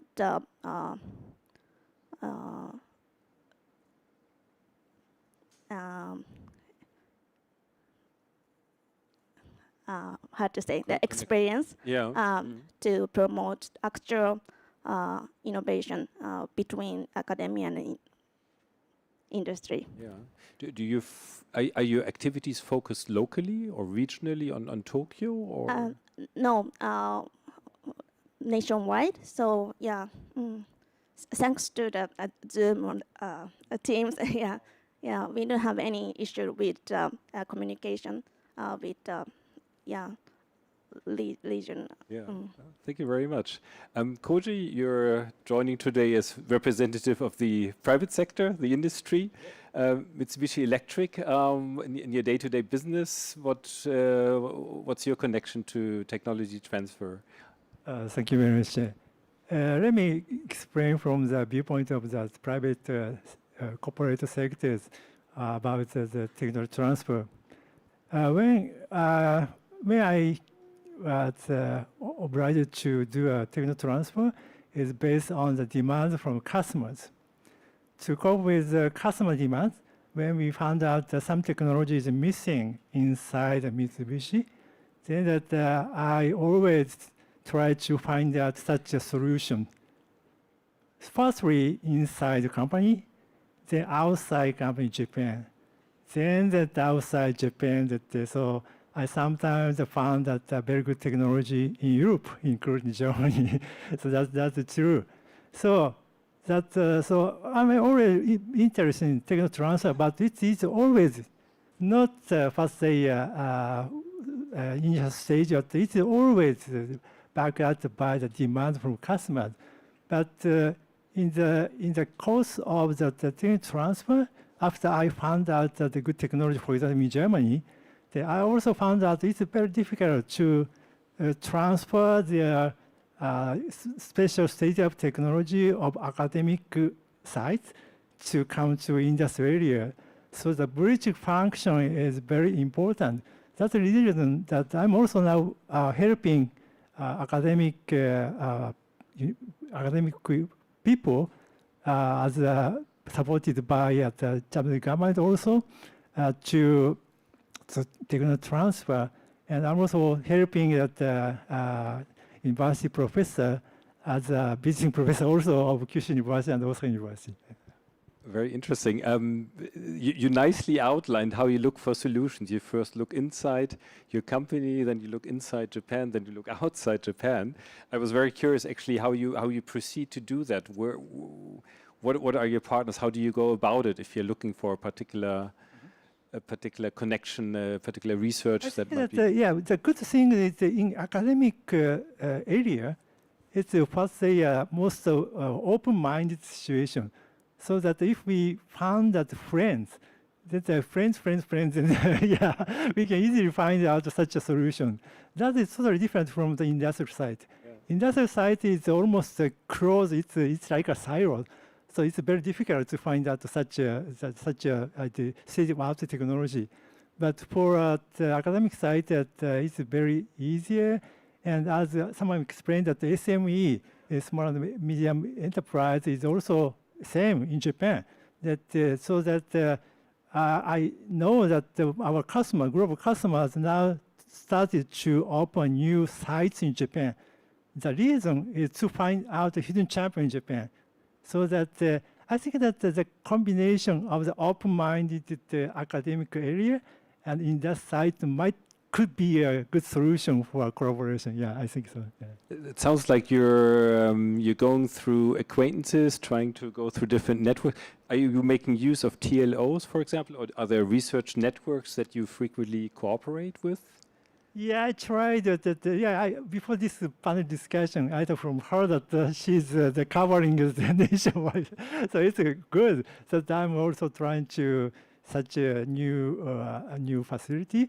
But I have been trying it. I started this bridging function that just after joining Mitsubishi more than 30 years ago, so that I tried that venture or startups in the United States or Frankfurt or other institutes in Europe. And anyway, but still, from the viewpoint of industry side, that we need any more good windows and networking connection. That I think that such a connection is now demanded from industry side, I think. Thank you very much. Hidero, you last but not least, what's your connection to technology transfer? I know you work for an IP oriented company. Thank you for having me here. It's a privilege to be here. And IP Nexus is my company. I started 9 years ago, and it is focused on IP commercialization. As Dr. Yasui perfectly mentioned, I think there's a gap between academia and the business side, especially, to make tech, which comes from the academia, truly to business. That's what we are focusing on, and that business is really called IP commercialization. So our approach is we look into the patents throughout the world, now let's say in Japan, 95% of the patents are dormant, are idle. Accordingly, we sift through the patents, we pick the best ones by conducting business, IP, legal, financial due diligence. Afterwards, we identify the target, and then we think, hey, we should make it to a new product, a new company. And this kind of business model, so far, we haven't seen so much in Japan. Mostly, you see the TLO companies. We are customers of TLOs. So we would say, hey, you know, let's collaborate together, maybe have something nice, and we'll be able to make this to true product and to true companies, and making them, give them corporate value and give them shareholder value, and then also bring them global. So we touch only internationally accessible inventions. That's what we are trying to do. You mentioned TLOs, for example, are your client of TLOs, did you say? Because we look at their patent portfolio, right? They have all the Japanese universities, Kyoto University, Osaka University, Kyushu University, Todai, they make a phenomenal job. The Japanese government is pumping tons of money inside. According, there's amazing basic and actually also applied research. But having said so, do they reach the true business, the true market where the money comes? Yeah, this is the big problem. And then Dr. Yasui mentioned also about what Professor Yamanaka always mentions, you know, having seen that in Silicon Valley, there's a massive gap between academia and the business, which is called the Death Valley. How can I overcome the Death Valley? Most of the people in Japan, students or professors, they do a fantastic job in their research and innovation, but they are not willing to take the business risk. And that's where we are in order to bridge the gap. Do you then assume an active role there? Do you seek out potential partners, or do universities or private enterprises approach you and are looking for partners? So I started off as an IP litigator, you know, as in Germany. I'm a German Rechtsanwalt, and also I was writing my PhD at Max Planck Institute about clinical trials. And then I switched into investment banking. And then I started this company 9 years ago. So we are a startup, you know, and then we don't have the massive funding like venture capital funds, 50 million, 100 million, or 300 million. So accordingly, we need to be very selective. When we are selective, we look at the low-hanging fruits and look at the patent portfolio mainly. So I would go through MEC's patent portfolio, which might be very interesting, or I would look at university's patent portfolio, and then we try to make it to a new product. That's the approach. And then maybe I can give already a precise example. You know, I brought this device called Clean Hearing. This is one of our portfolio companies. And it is focused on, it's an IoT and AI medical device for tinnitus relief. So we received the patent portfolio. It was only data, which was saying low magnetic flux, low frequency in order to stimulate the auditory cortex and the mastoid bone, and then provide relief of tinnitus. And then we made it to a product. Thanks to Audio-Technica Corporation, that's our first contact. But we reached out to Sony, reached out to Bose, Sennheiser, and then afterwards we reached out to EMS company. And then the great thing is Kyoto University was the anchor investor, and then Tohoku University came along and supported us. Dr. Helbig was kind and mentioned Falling Walls Ventures. You know, we were with this in Falling Walls competition in Japan, and we won the competition with this device. Afterwards, we were invited to go to Berlin, where 59 different ventures throughout the world came in Berlin. And then we wanted to, because there are 10 million tinnitus patients in Japan, 29 million in Europe, 50 million in the US. So we wanted to provide social impact and business impact at the same time. And Dr. Helbig mentioned also wild design, We literally used wild design in order to create this product. Sorry, it got a bit longer. No, thank you very much. I think this is all very, very intriguing, very stimulating. You all come from different perspectives. You all bring a lot of different and very insightful experiences to the table. You touched upon the key issue, right? Connecting academia with industry, sort of the key point. It's not easy. You mentioned the Death Valley of sort of bridging research and application.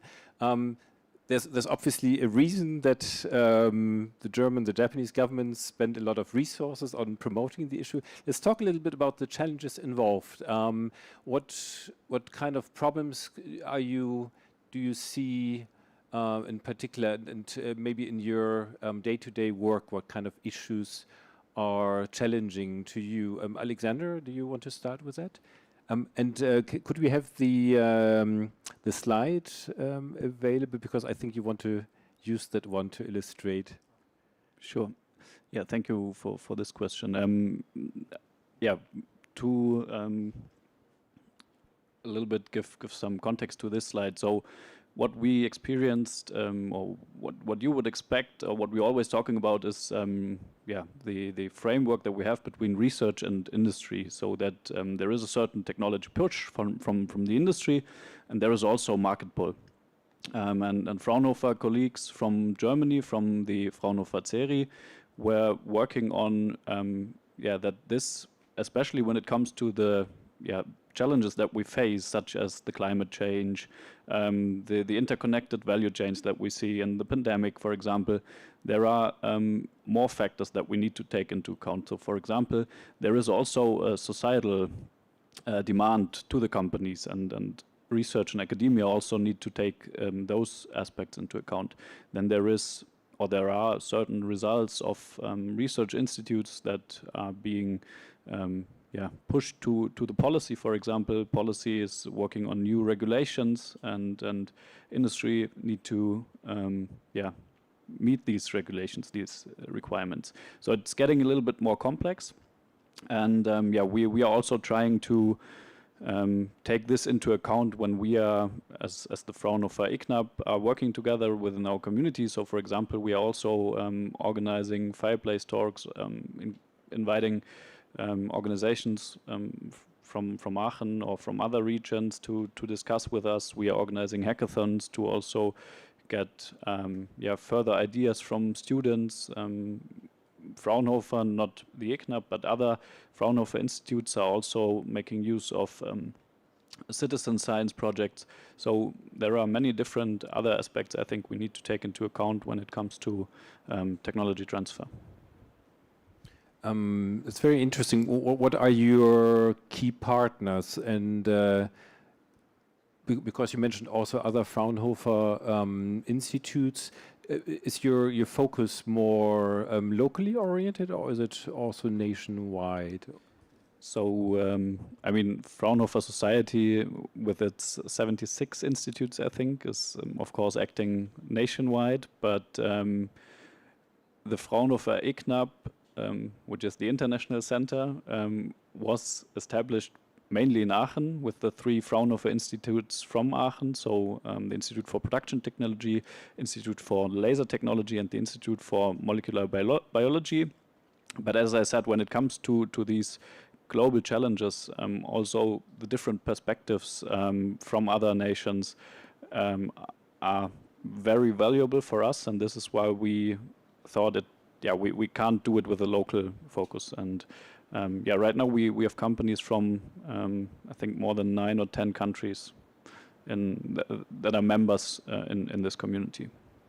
And you connect these members through regular fireplace talks you mentioned, for exactly. example? We have different physical meetings, we have online meetings, we try to set up network, we have mutual projects that are realized by Fraunhofer researchers, but together with the companies. So we try to understand what are the current challenges, what are the requirements from the industry in order to then work on solutions together.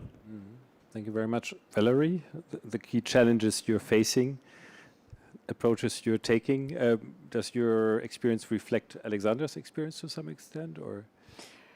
I mean, we have different challenges, starting with the mindset, because we are a university with researchers that are working in a very applied field and researchers that are doing basic research. And so we have different kinds of mindset in the same institution. And this is different for Fraunhofer, because Fraunhofer is an institute that is doing applied science. Also, the technical universities might be more applied, of course, in what they are doing. This is so kind of mindset you have to establish in your institution. The other thing is what we already mentioned, the valley of death, because we have research groups that are working on topics that might have an impact, but then the funding stops. So we have a lot of third-party funding at our university, and so we always need to find ways that the researchers can go on with their research. Some decide to go to industry, so we have kind of transfer of heads, minds, and some start a company, and that is what we try to support, that they can continue what they're doing and apply. But also for that we need to get funding and bridge this time, for example, between finishing the PhD and starting the next step. And sometimes also the collaboration with companies needs to begin much earlier than it does now. So already in a time when the researchers are still in the phase to decide what to do. Shall I license, for example, to a company or start my own company? At that point of time, feedback also from the industry can help. So we also need more industry projects or more engagement of the industry and the universities to collaborate more closely. Yeah. Thank you very much. We got a very interesting question from the audience to the extent was actually the question was about the Japanese side. Does Japan educate researchers to be engaged in technology transfer? But maybe this is also a good question for the German perspective. Valerie, Alexander, do you educate your researchers to become more active in technology transfer? And if so, how? Shall I start? Yes, of course. We try to establish different formats at the university to offer workshops, some kind of information events like this today. And for entrepreneurship, of course, we also have someone teaching entrepreneurship, and also, of course, professors are doing that. But it's a hard way to establish this kind of transfer mindset, because many researchers and professors are sometimes hesitant to commercialize their research. But if you show that they are creating an impact to the society, it's a different kind of topic, because many professors and researchers are already doing transfer, but the term is sometimes, I would say in German, belastet. So it's a negative term. So sometimes we try to work with a different term, like impact. So do you want to create impact? And there are different channels to create impact, and one could be to collaborate also with the industry, because also the industry is working on different solutions to find ways to clean water, the oceans, or to tackle climate change, for example. But Impact is making actually a your good term, I think, related to the keynote speeches we heard today, right? The addressing the key issues societies are facing. But I'm sorry, Alexander. Yeah, I totally agree. And maybe just to add from a Fraunhofer perspective, there is inside Fraunhofer, more and more focus on these kind of things. So there are different tools. There is Fraunhofer Venture, for example, Fraunhofer Ahead. So different programs also are trying to support Fraunhofer researchers in order to build their own spin-off. And this is what I think has been driven forward more and more constantly in the last decade, I would say. Okay. Koji, do you educate your researchers, the people at your company, to be more interested in technology transfer? Yeah. Last 5 years, I was supported by Japanese government. I managed national project, and the main target was to improve that technology transfer from academic side to corporate side. So that means that we also have to train or educate the professor. But I have found out that such a transient or bridging job is not the main job of a professor. So that I wonder that whether I should motivate the professor to master such a bridging function, or to find out the best partner, such as the Fraunhofer, for them. So I was wondering why Fraunhofer people are so, let's say, active and so active for the technology transfer. So I asked that Fraunhofer people also that to review our activities supported by national Japanese government, so that we can open that result. And I think that there are several incentives existed for Fraunhofer people, but we don't know the details. But we receive review from that not only at the Fraunhofer, but also that TNO of Netherlands, also at Ichori of Taiwan, to have found out that we have to set a good incentive considering the culture of each country. So that in Japan, that we also have to, I'm still wondering what is the two directions. One direction is to educate academia people or educate the corporate side people, so that we can make technology transfer more easily, or to find out that best partner like a Fraunhofer. So I'm still discussing with both academic people, also that people inside Mitsubishi. Alexander, Valerie, do you have advice? What would be the best way educate individual researchers or approach? You can open the incentive.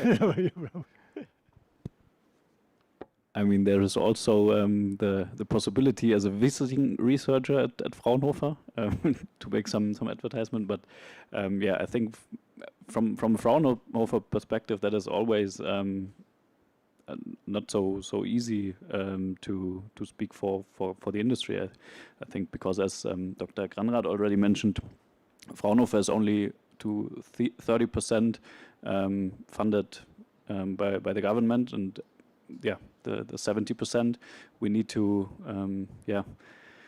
finance ourselves, so to say, by making bilateral projects, by licensing, and so on and so forth. So I think from a Fraunhofer perspective, the model that we have at Fraunhofer is meant to transfer, and this is why there is no real advice from my side, but maybe Valerie has one. No, just incentives is an important topic. I mean, if the researcher has an incentive to do transfer or to show that he's having an impact and he's measured or she's measured that way, of course they have greater ambition to do that. And of course in the UK, but also in Scandinavia and the Netherlands, they are also establishing kind of scoring around this kind of impact and transfer. But in Germany, it's still an issue because most researchers have certain KPIs, and there is publications and teaching. So it's the first two missions. It's teaching and research, and not transfer still.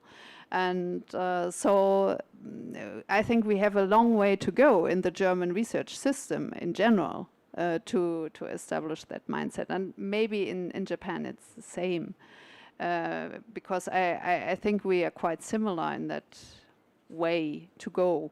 And Fraunhofer has really a special incentive to do applied research because it's built that way. Yeah, and like some also technical universities more focused on industry. Yes. So an incentive structure as being one path to changing the mindset. You have to deal with both academics and industry representatives in your day-to-day business.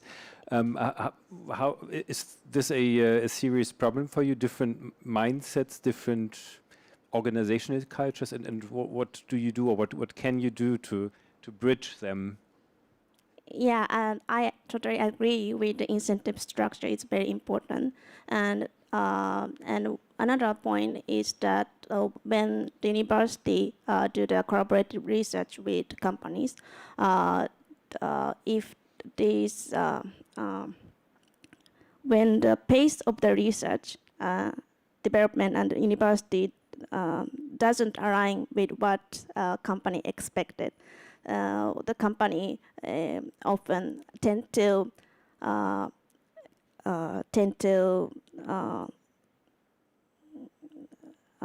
lose patience to continuing to investment for the corporate research. That is one big common issue. And another thing is that when the university are doing the corporate research based on the fundamental research to develop with the company, the patent and IP doesn't secure the corresponding patent is not secured by the university. So therefore, company is hard to develop the advantage through this collaborative research. Therefore,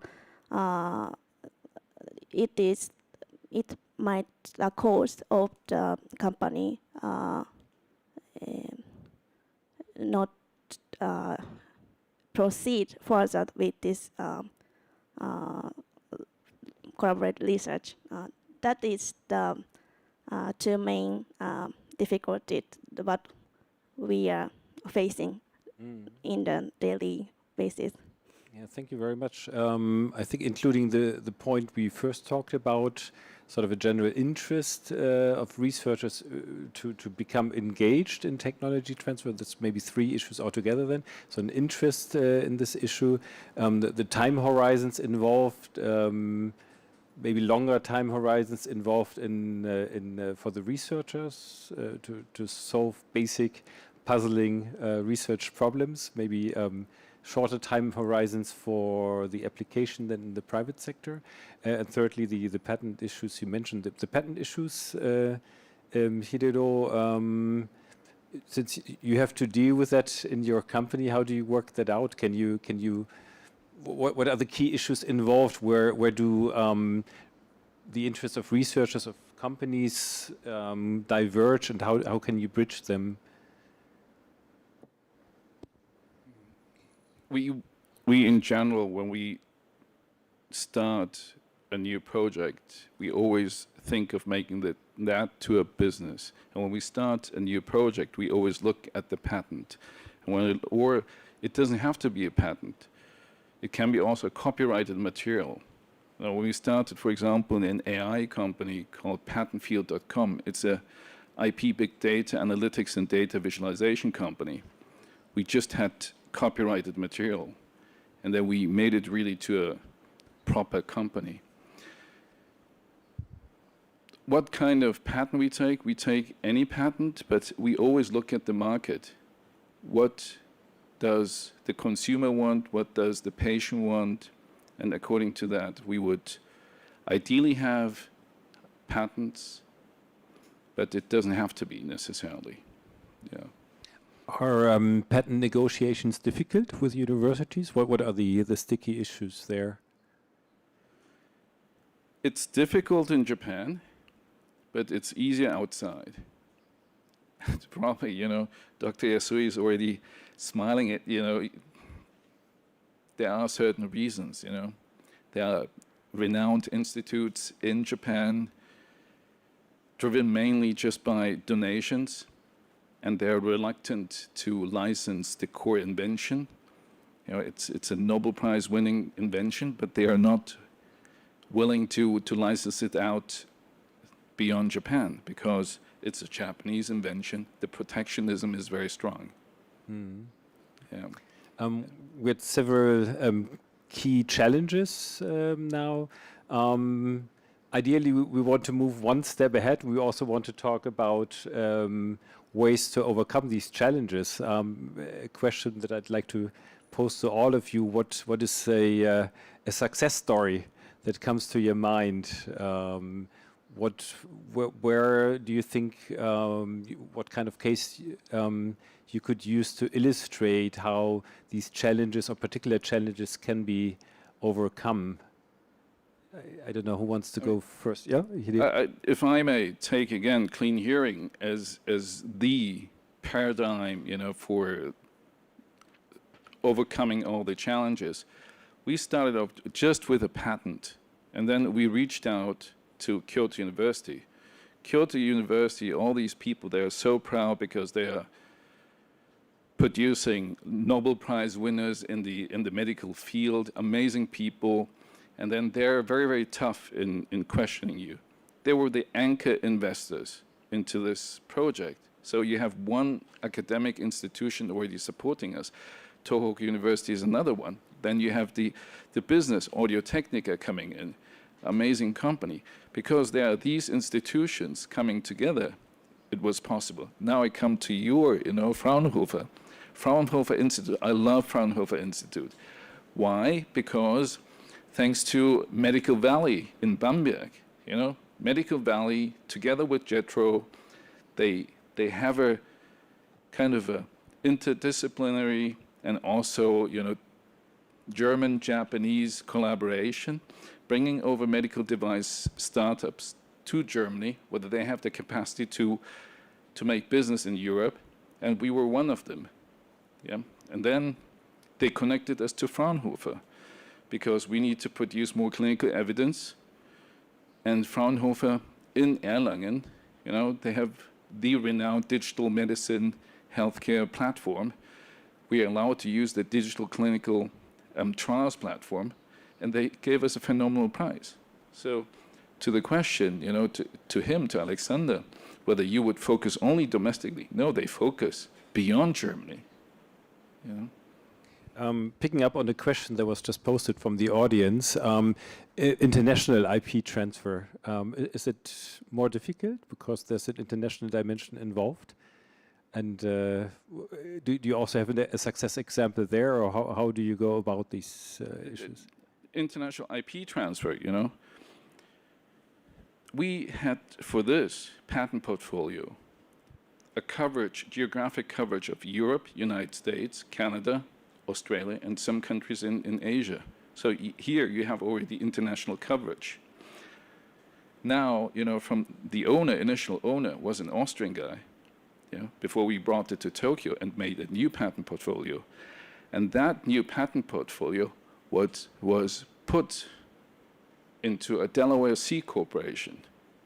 So here you have another international IP transfer. You know, that's what we've done. Thank you. Other success examples of technology transfer proceeding smoothly, maybe, Alexander?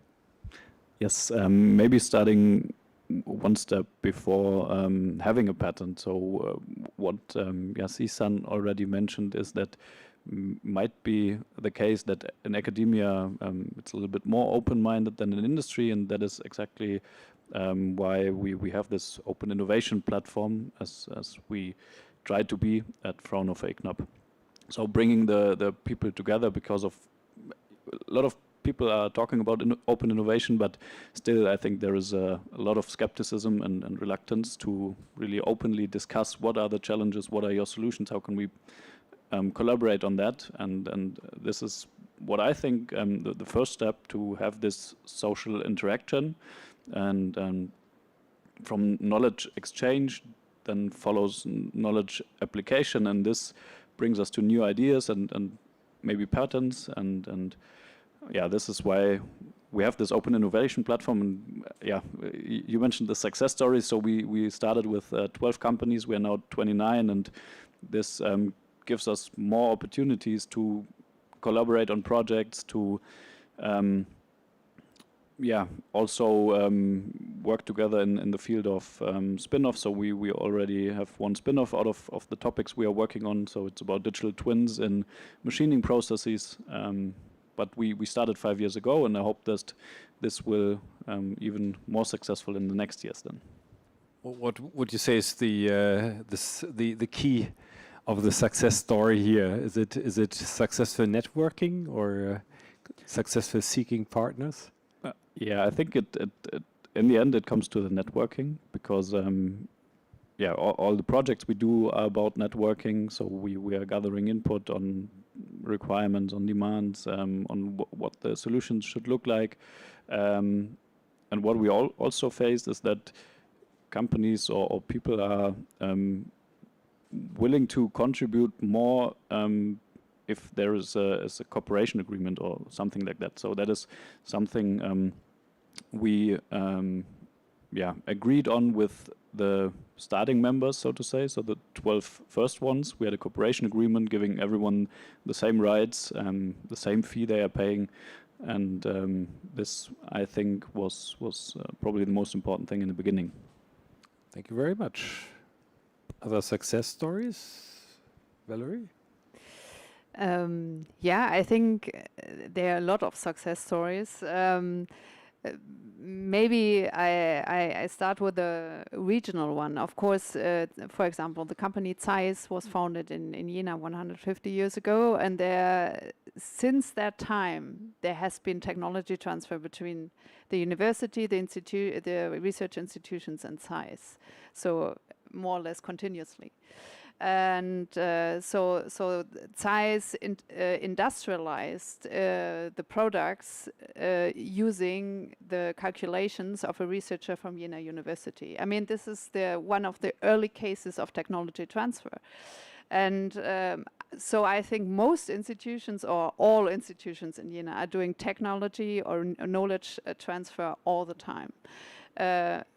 Sometimes we just don't know, because the researchers are doing it as their everyday work. But of course, we also transfer patents, for example, to ZEISS, but also to international companies. The easiest way is to do joint research, because usually a company doesn't buy a patent that is just lying there and identifies a patent, says, okay, I want to buy this patent. The usual way is you do joint research, and the company says, okay, this has been successful, and I would like to have this patent, and then is sold to this company or license. So also the university is selling patents, for example. So every institution in Germany is doing it in a slightly different way. But another way is also startups. For example, our institutions spin out startups. They get our patents, for example. So the researchers have done research at the university, then they take their patent. Sometimes it's more or less difficult to get them, depends on the professors and the importance of the patents also for the patent portfolio of the professor to acquire third-party funding. And then the spin-out is sold to a larger company, for example. And then also, again, this IP is sold. So these are different channels and ways to transfer this. You mentioned joint research cooperation. In your experience, do they tend to be longer term? Are they sustainable, so to speak? I mean, sort of beyond the initial project that they help create networks that sort of create a longer lasting cooperation? Yeah, I think so. In the best case, researchers and companies are doing continuously projects and research. So if you build trust between researchers and certain companies, then they apply again for funding together. And I think this is the most common case. And I think we have many also successful cases with Japanese companies, especially in the photonics and life science cluster. So for years there have been initiatives to apply for joint funding. Yeah, and maybe one of these funding schemes, like we see in the 2+2, is going into that direction as well. Yes. Thank you very much. More success examples? Koji, do you have anything to offer, Judy? An example of a successful technology transfer? Okay, sorry. I mentioned earlier that organizational cultural issue. One of the organizational cultural issue is that doesn't match the speed of the development with university and company. And then one of the measure we are often taken is that we are doing the POC phase, proof of concept phase, before we fully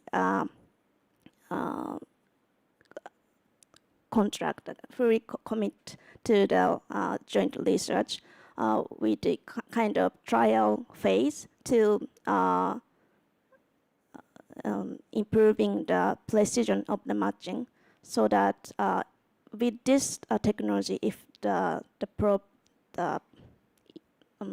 problems that a company is seeking is really solved, that kind of phase is very important. And then with this phase, company also assess the researchers' performance and expect that what come from the development. That is one measure. And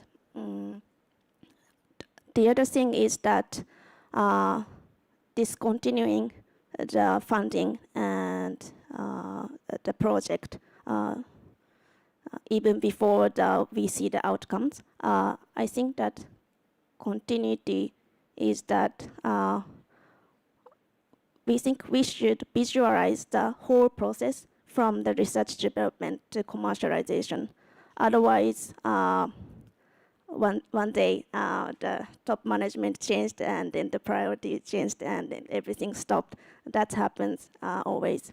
So we value that we visualize the whole process, and then with core technology, what kind of application we can expect from the development, and with this joint research, which field or which area the company would like to prioritize. And though that kind of conversation needed from the beginning, and each milestone throughout the project, that kind of deep dialogue is needed during the project, I assume. In your experience, the universities and the companies that you connect, do collaborations tend to persist? Do they are they longer term, or is it sort of one-off things rather? That depends on the project, but the most of the cases we've also involved in the project management phase throughout development to the commercialization. Yeah. Thank you. I'd like to open the floor soon to questions, but before we do that, Koji, your time for a success example. As I explained it before, that success story also comes from based on the demand from the customers. So that I have been bridging many technology from academia to corporate side, and the most successful case was that I imported a very special set of technology that was I found in Europe, very small institute. And the big success because that the technology is a key technology to make our customer satisfied. And based on the technology, I have developed that processing machine. And the process machine is now used to process the small holes on the circuit boards in your smartphone. It has a global market share #1 in the world, so that means that your smartphone is now using our machine. That I think it's a big success, and I can say that among that many such a bridging using technology transfers, that always that we had to target that the field where that there are big demands from customers. So that's a key points, I think. Yeah. Thank you very much. Let's open the floor to questions. If you have any questions, please raise your hand or post online. Okay. Currently not so far as I can see. I continue then a little bit because we haven't talked that much about the international perspective. What value would you assign to international technology transfer? How important is it for you? What challenges are you facing? Valerie, you're getting ready? Yes, since I'm speaking for an initiative called International Startup Campus, I need to say it's of course important because, yeah, what we realized is that research is always international. So our researchers are already working in international consortia, and they go to international conferences, and they already have international bonds. And when they found companies, spin out companies, they continue to build on these bonds, which are sometimes to other research groups, which they continue to work with as R&D partners, or to ask for advice, or also for companies. And especially when you see optics or photonics as an example, it's a key enabling technology, and in Germany we don't have that many electronic corporates anymore, but in Japan there are many, in South Korea. So of course we are also looking to East Asia when we're talking about applying these key enabling technologies. Of course there are many application fields, but we see that it has been very successful to start transfer activities in Eastern Asia, for example. The US is another example, and some countries in Europe, yes. So it makes a lot of sense because of the issue area involved. Would you say that the international aspect also adds complexity or difficulty? Yeah, yes, of course, because we need to travel to establish these bonds. During the pandemic time, of course, all of us got used to have digital conferences, video calls, but it's not the same like really getting to know the people, talk to the people, and start also research or business relationship. It's still kind of different. And of course, it's complex because of the different regulations we have. For example, to sell IP, I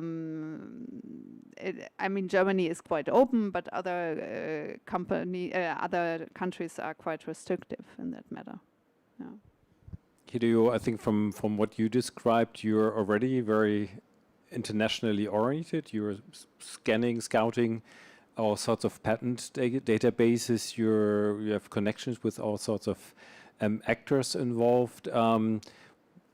What would you say is sort of the most difficult part of sort of international connecting? I think you've already mentioned the word connecting. Find the seed is one thing, you know, and then starting the project, but then bring it to a finalized product and then to a company is super difficult, because you have so many stakeholders involved, and these people need to come from many different, parts. If you look at Japanese students or Japanese entrepreneurs, if they want to bring a product, their amazing innovation onto the market, how would they do it? And how, and in order to be successful, how would they be able to ever bring it onto the global market? You need to have international business acumen. You need to be able to speak different languages. I think these are the biggest challenges from the Japanese side, I'd say. And this is why we thought we should help. We would be kind of the conduit and start the IP commercialization business. But that model actually already exists. And then some key takeaways to Dr. Helbig and Dr. Kobayashi in general. I'm German-Japanese, and I want to make it better for Japan and for Germany. I think the good model of tech transfer, which brings it to the customers or to the patients for the demand, is you should look at UK. UK is doing a phenomenal job. They've been researching for the last 18 years.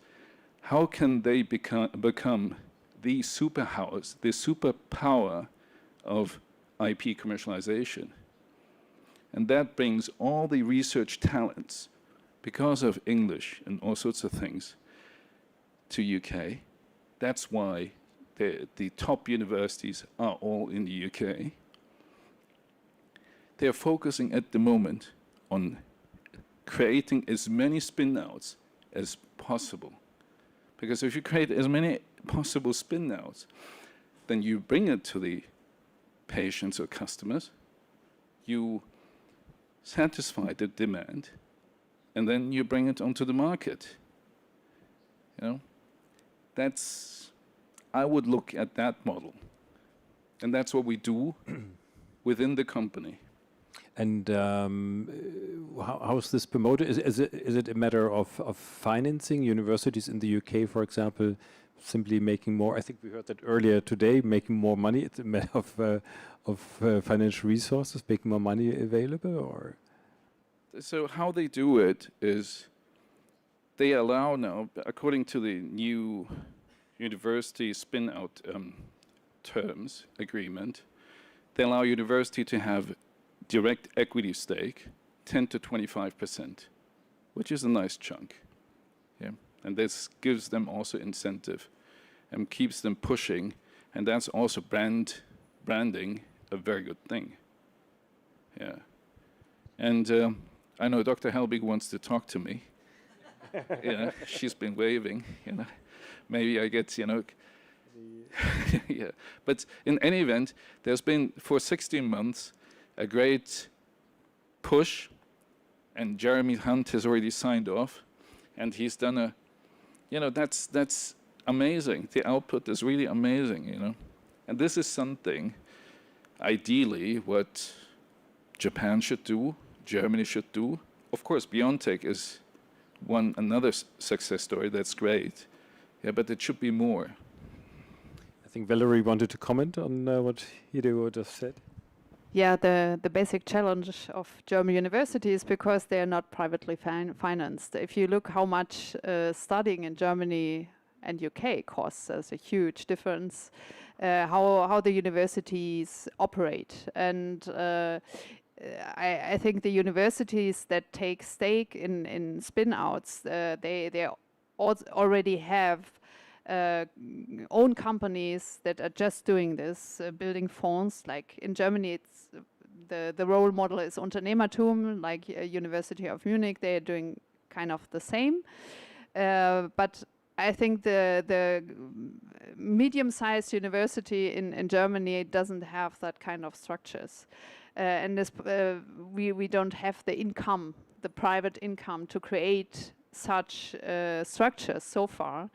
Maybe in Japan, when you see the publicly funded universities, it's the same structure. It's difficult to replicate that kind of model in Germany, actually, in my opinion, so far. I think, in my opinion, you can. You can absolutely optimize what UK do, because the universities are even smaller.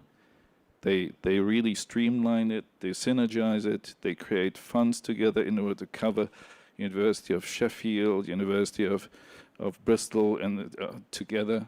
You could do the same thing in Doesn't mean that we don't try, but it's difficult. Yeah. I have the solution.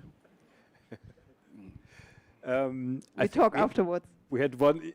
We have the workshops tomorrow too. So join the workshops if you want to obtain the secret recipe how to solve all our comms. Dr. Helbig, I think you wanted to comment. No, I wanted to ask 3 questions, okay, if I may. Yes, please.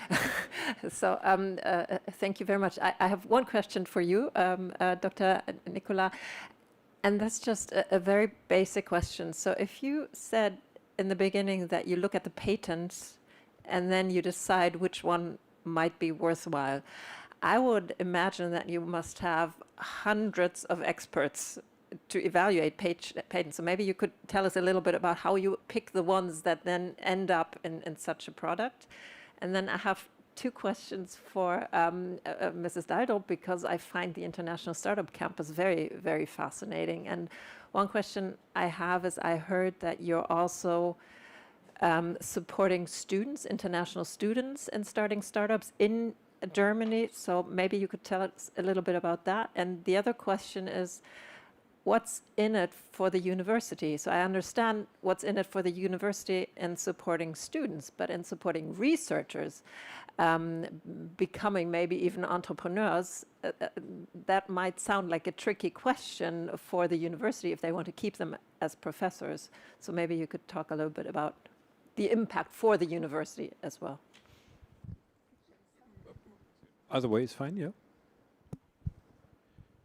To your very, very important question about how do we identify the target patent or target technology, is we conduct all sorts of due diligence, especially if I see the patent. For example, when I received the patent data, it was just about providing relief of tinnitus with low magnetic flux and low frequency level, and that was protected according to the patent claim. We look at the coverage, geographic coverage. We look at the business market reach, what Dr. Yasui always mentioned. I already know if I look at that, tinnitus, I had it also myself. That's why I got even more interested. It's not only this example. You have in Europe 29 million patients suffering of tinnitus. You have 50 million in the United States. It's the #1 service disability in the military personnel. So every year, 1.3 million, veterans are there who leave the military because of tinnitus. In Japan, it's 10 million. So you further look, and then see, are there any other treatment options? And then the treatment options are only masking and coping. Just looking at sound maskers, they just fake the noise, and so that you get distracted, you don't listen to your peeping noise. So we need something which goes further into the cause. How can we attack this? The reason why you have tinnitus is because your neurons the electrical signals of your neurons are altered. You need to bring it back to the healthy mode. So then I realized, okay, that can help only by electromagnetic stimulation and not by electricity. So that was easy for me to figure out, okay, who will support me? Then Kyoto University supported me, Toho University supported me, Audio Technica Corporation supported me. That's how we started. So if I can jump in there, so you sort of had a starting point. You were curious about measures, sort of how to deal with tinnitus. Yeah, of course. We need to figure out how's the treatment option at the moment. Yeah. How is the market? Yeah. And then that's something very common, which was amazing because there was no proper cure. You know, all the Japanese universities, when you talk to the medical department, they always ask about mechanism. But 95% of the illnesses we have, there is no solution, there is no proper understanding of the cause. Yeah, only 5% you can really cure. You have blood circulation, blood pressure issues, you have diabetes, you have cancer. You don't know what's the true mechanism behind. We had 2 more questions. Valerie? Yes, I think with your question we come back to our starting point, how to stimulate international technology transfer or knowledge transfer. What we see at our university is, for example, we have 15% international students, 25% international PhD students. At other universities, the numbers are even higher. But especially for PhD students, a high percentage of our spin-outs is built by PhD students. And they already have IP, they have to transfer, and now we see that the number of internationals is rising. So we have international research groups, which is also a reason we have one colleague of mine here to establish more PhD relations in Japan. And we want to foster the transfer between their home countries and our region. And so we try to start to build together with their home countries, but also in our region, to have them the entrepreneurial mindset or entrepreneurship mindset. So they are able to start their company in our region. We want to keep them in our region. And only a small percentage is really going to academia of PhD students that finish their PhD, only a small percentage, and the rest is usually leaving our region. So we want them to stay, and that's why we foster that they start relations with our businesses in the region and to start startups. And that's why we bring them together with companies, with startups, to offer English language courses for them. And yeah, it's a kind of, how we say, bonding program for our internationals in the region. So the region is, like I said, it's 3 federal states. So also the universities Leipzig and Halle, together with Jena, are starting that program together with their transfer and entrepreneurship networks. Thank you. We had a question in the middle. Could we get a microphone to the gentleman over there?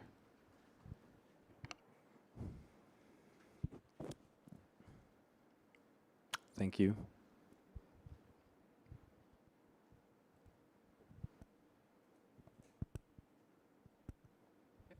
Thank you. So Damian from Sony, and I have a question to IP Nexus as a business model question more.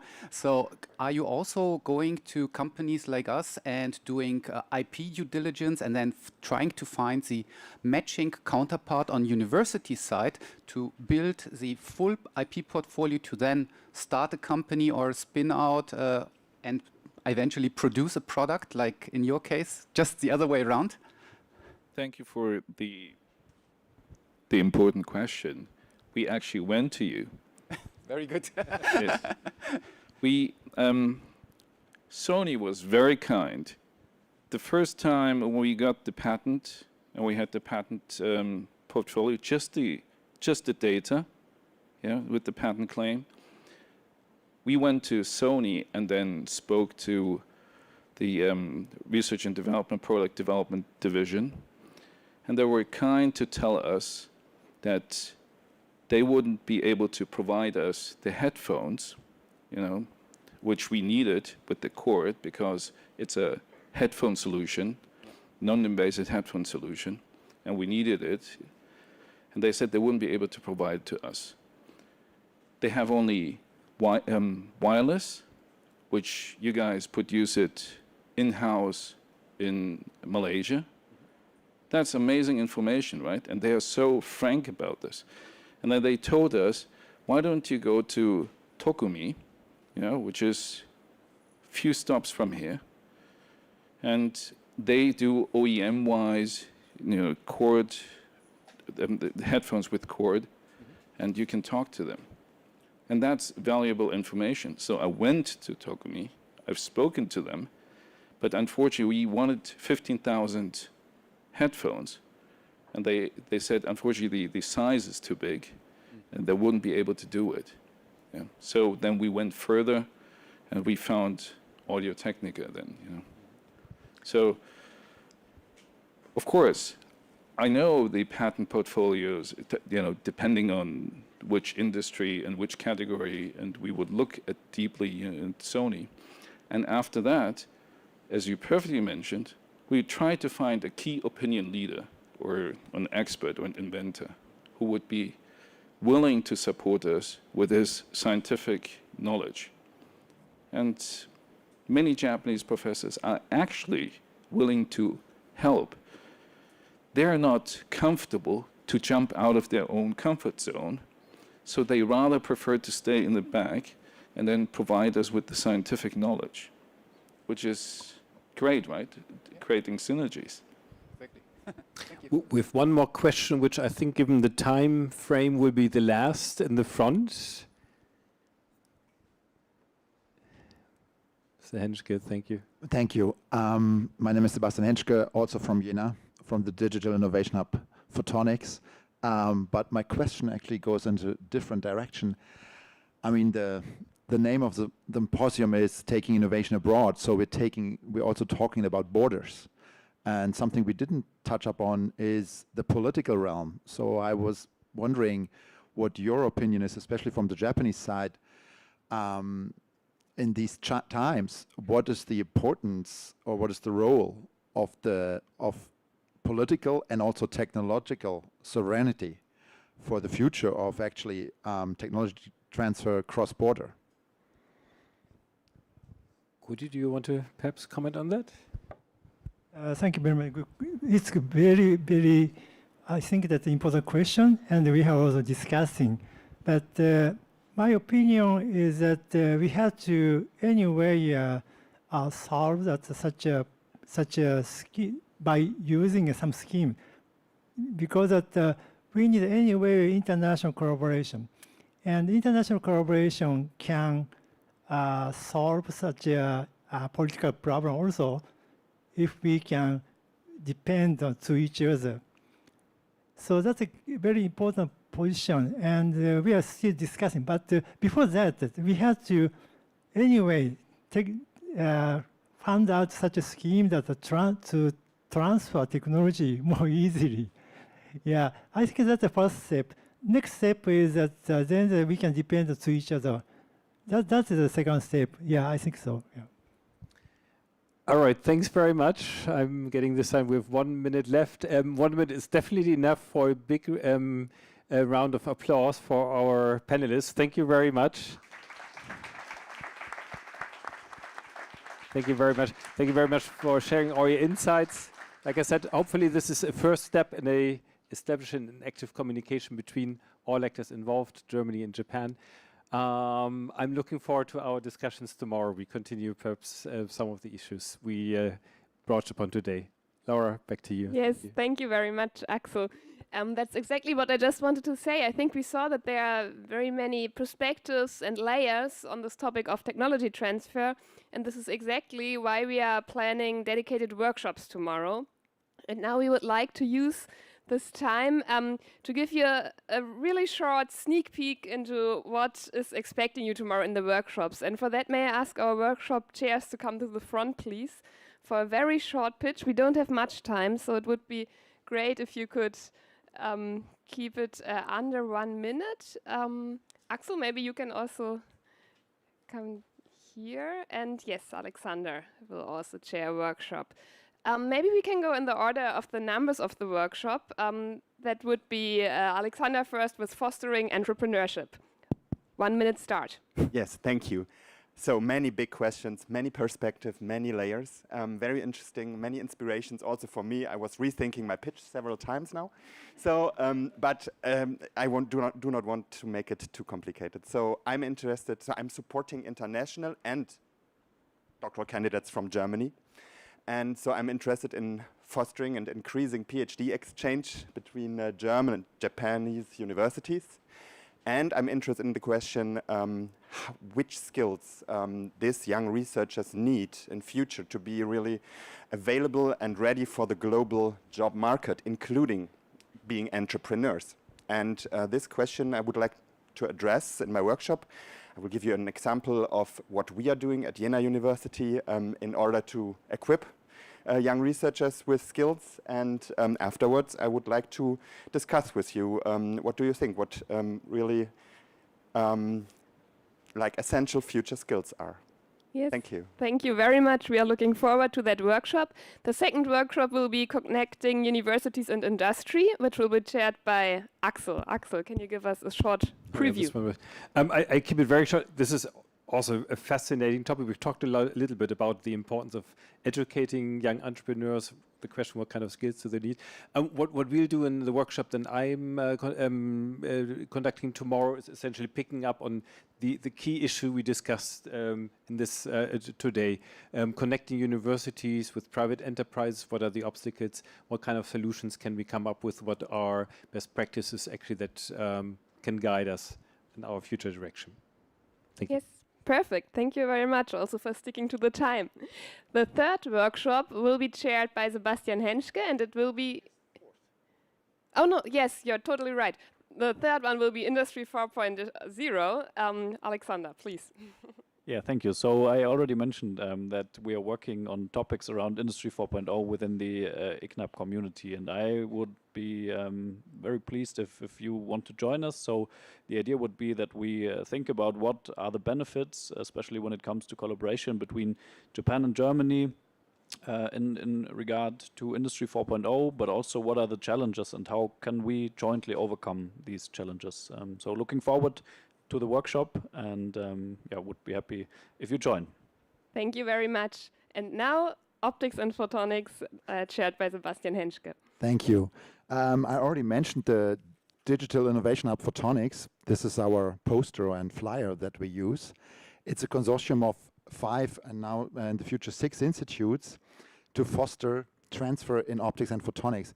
And what we'll do is we start with a short history. Valerie already alluded to it, the history of Zeiss and Abbe and Schott.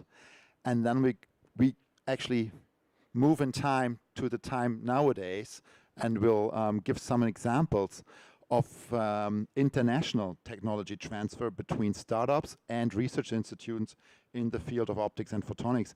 And we'll then see how we can actually develop this further between into examples maybe in the future of technology transfer between Japan and Germany. Thank you very much. And this brings us to the 5th workshop on biomedicine. Sabine, please. Yes, hello. I'm Sabine Schenk from Heidelberg University. I'm actually from our office here in Japan, from the Heidelberg University office in Kyoto. And I'm also happy to be here later. So if you want to talk to me about innovation at Heidelberg University and about high innovation, our transfer agency, so please approach me tomorrow during the workshop. you will have the opportunity to get to know two representatives of High Innovation Our Transfer Agency. The workshop will focus on biomedical innovation, but also address more general topics, how a transfer agency can support researchers at the university, and also about the, so to say, surroundings at Heidelberg, the landscape. There's a lot to learn. It will also be an interactive workshop, so please join us, and not only if you're particularly interested, but also because there will be a lot of best practice examples, which are mainly from the biomedical field. Thank you. Great, thank you very much. Thanks a lot to everyone also for briefly introducing your workshops, and I think everyone is already looking forward to tomorrow. This brings us to the end of today's event. For everyone on site, we will have a networking reception. For everyone joining online in the live stream, thank you so much for tuning in, and we are looking forward to seeing you tomorrow. And now, please let me make just a little announcement, because the networking will commence at 6:30, and before that, we need to put tables in the middle of this room because we have to stay in this room, as I explained before. And during this time, I would like to ask you to clear the center of the room, but again, do not use the lobby outside. Therefore, we recommend you to enjoy the beautiful skyline of Tokyo outside the window. So maybe can we open the curtains?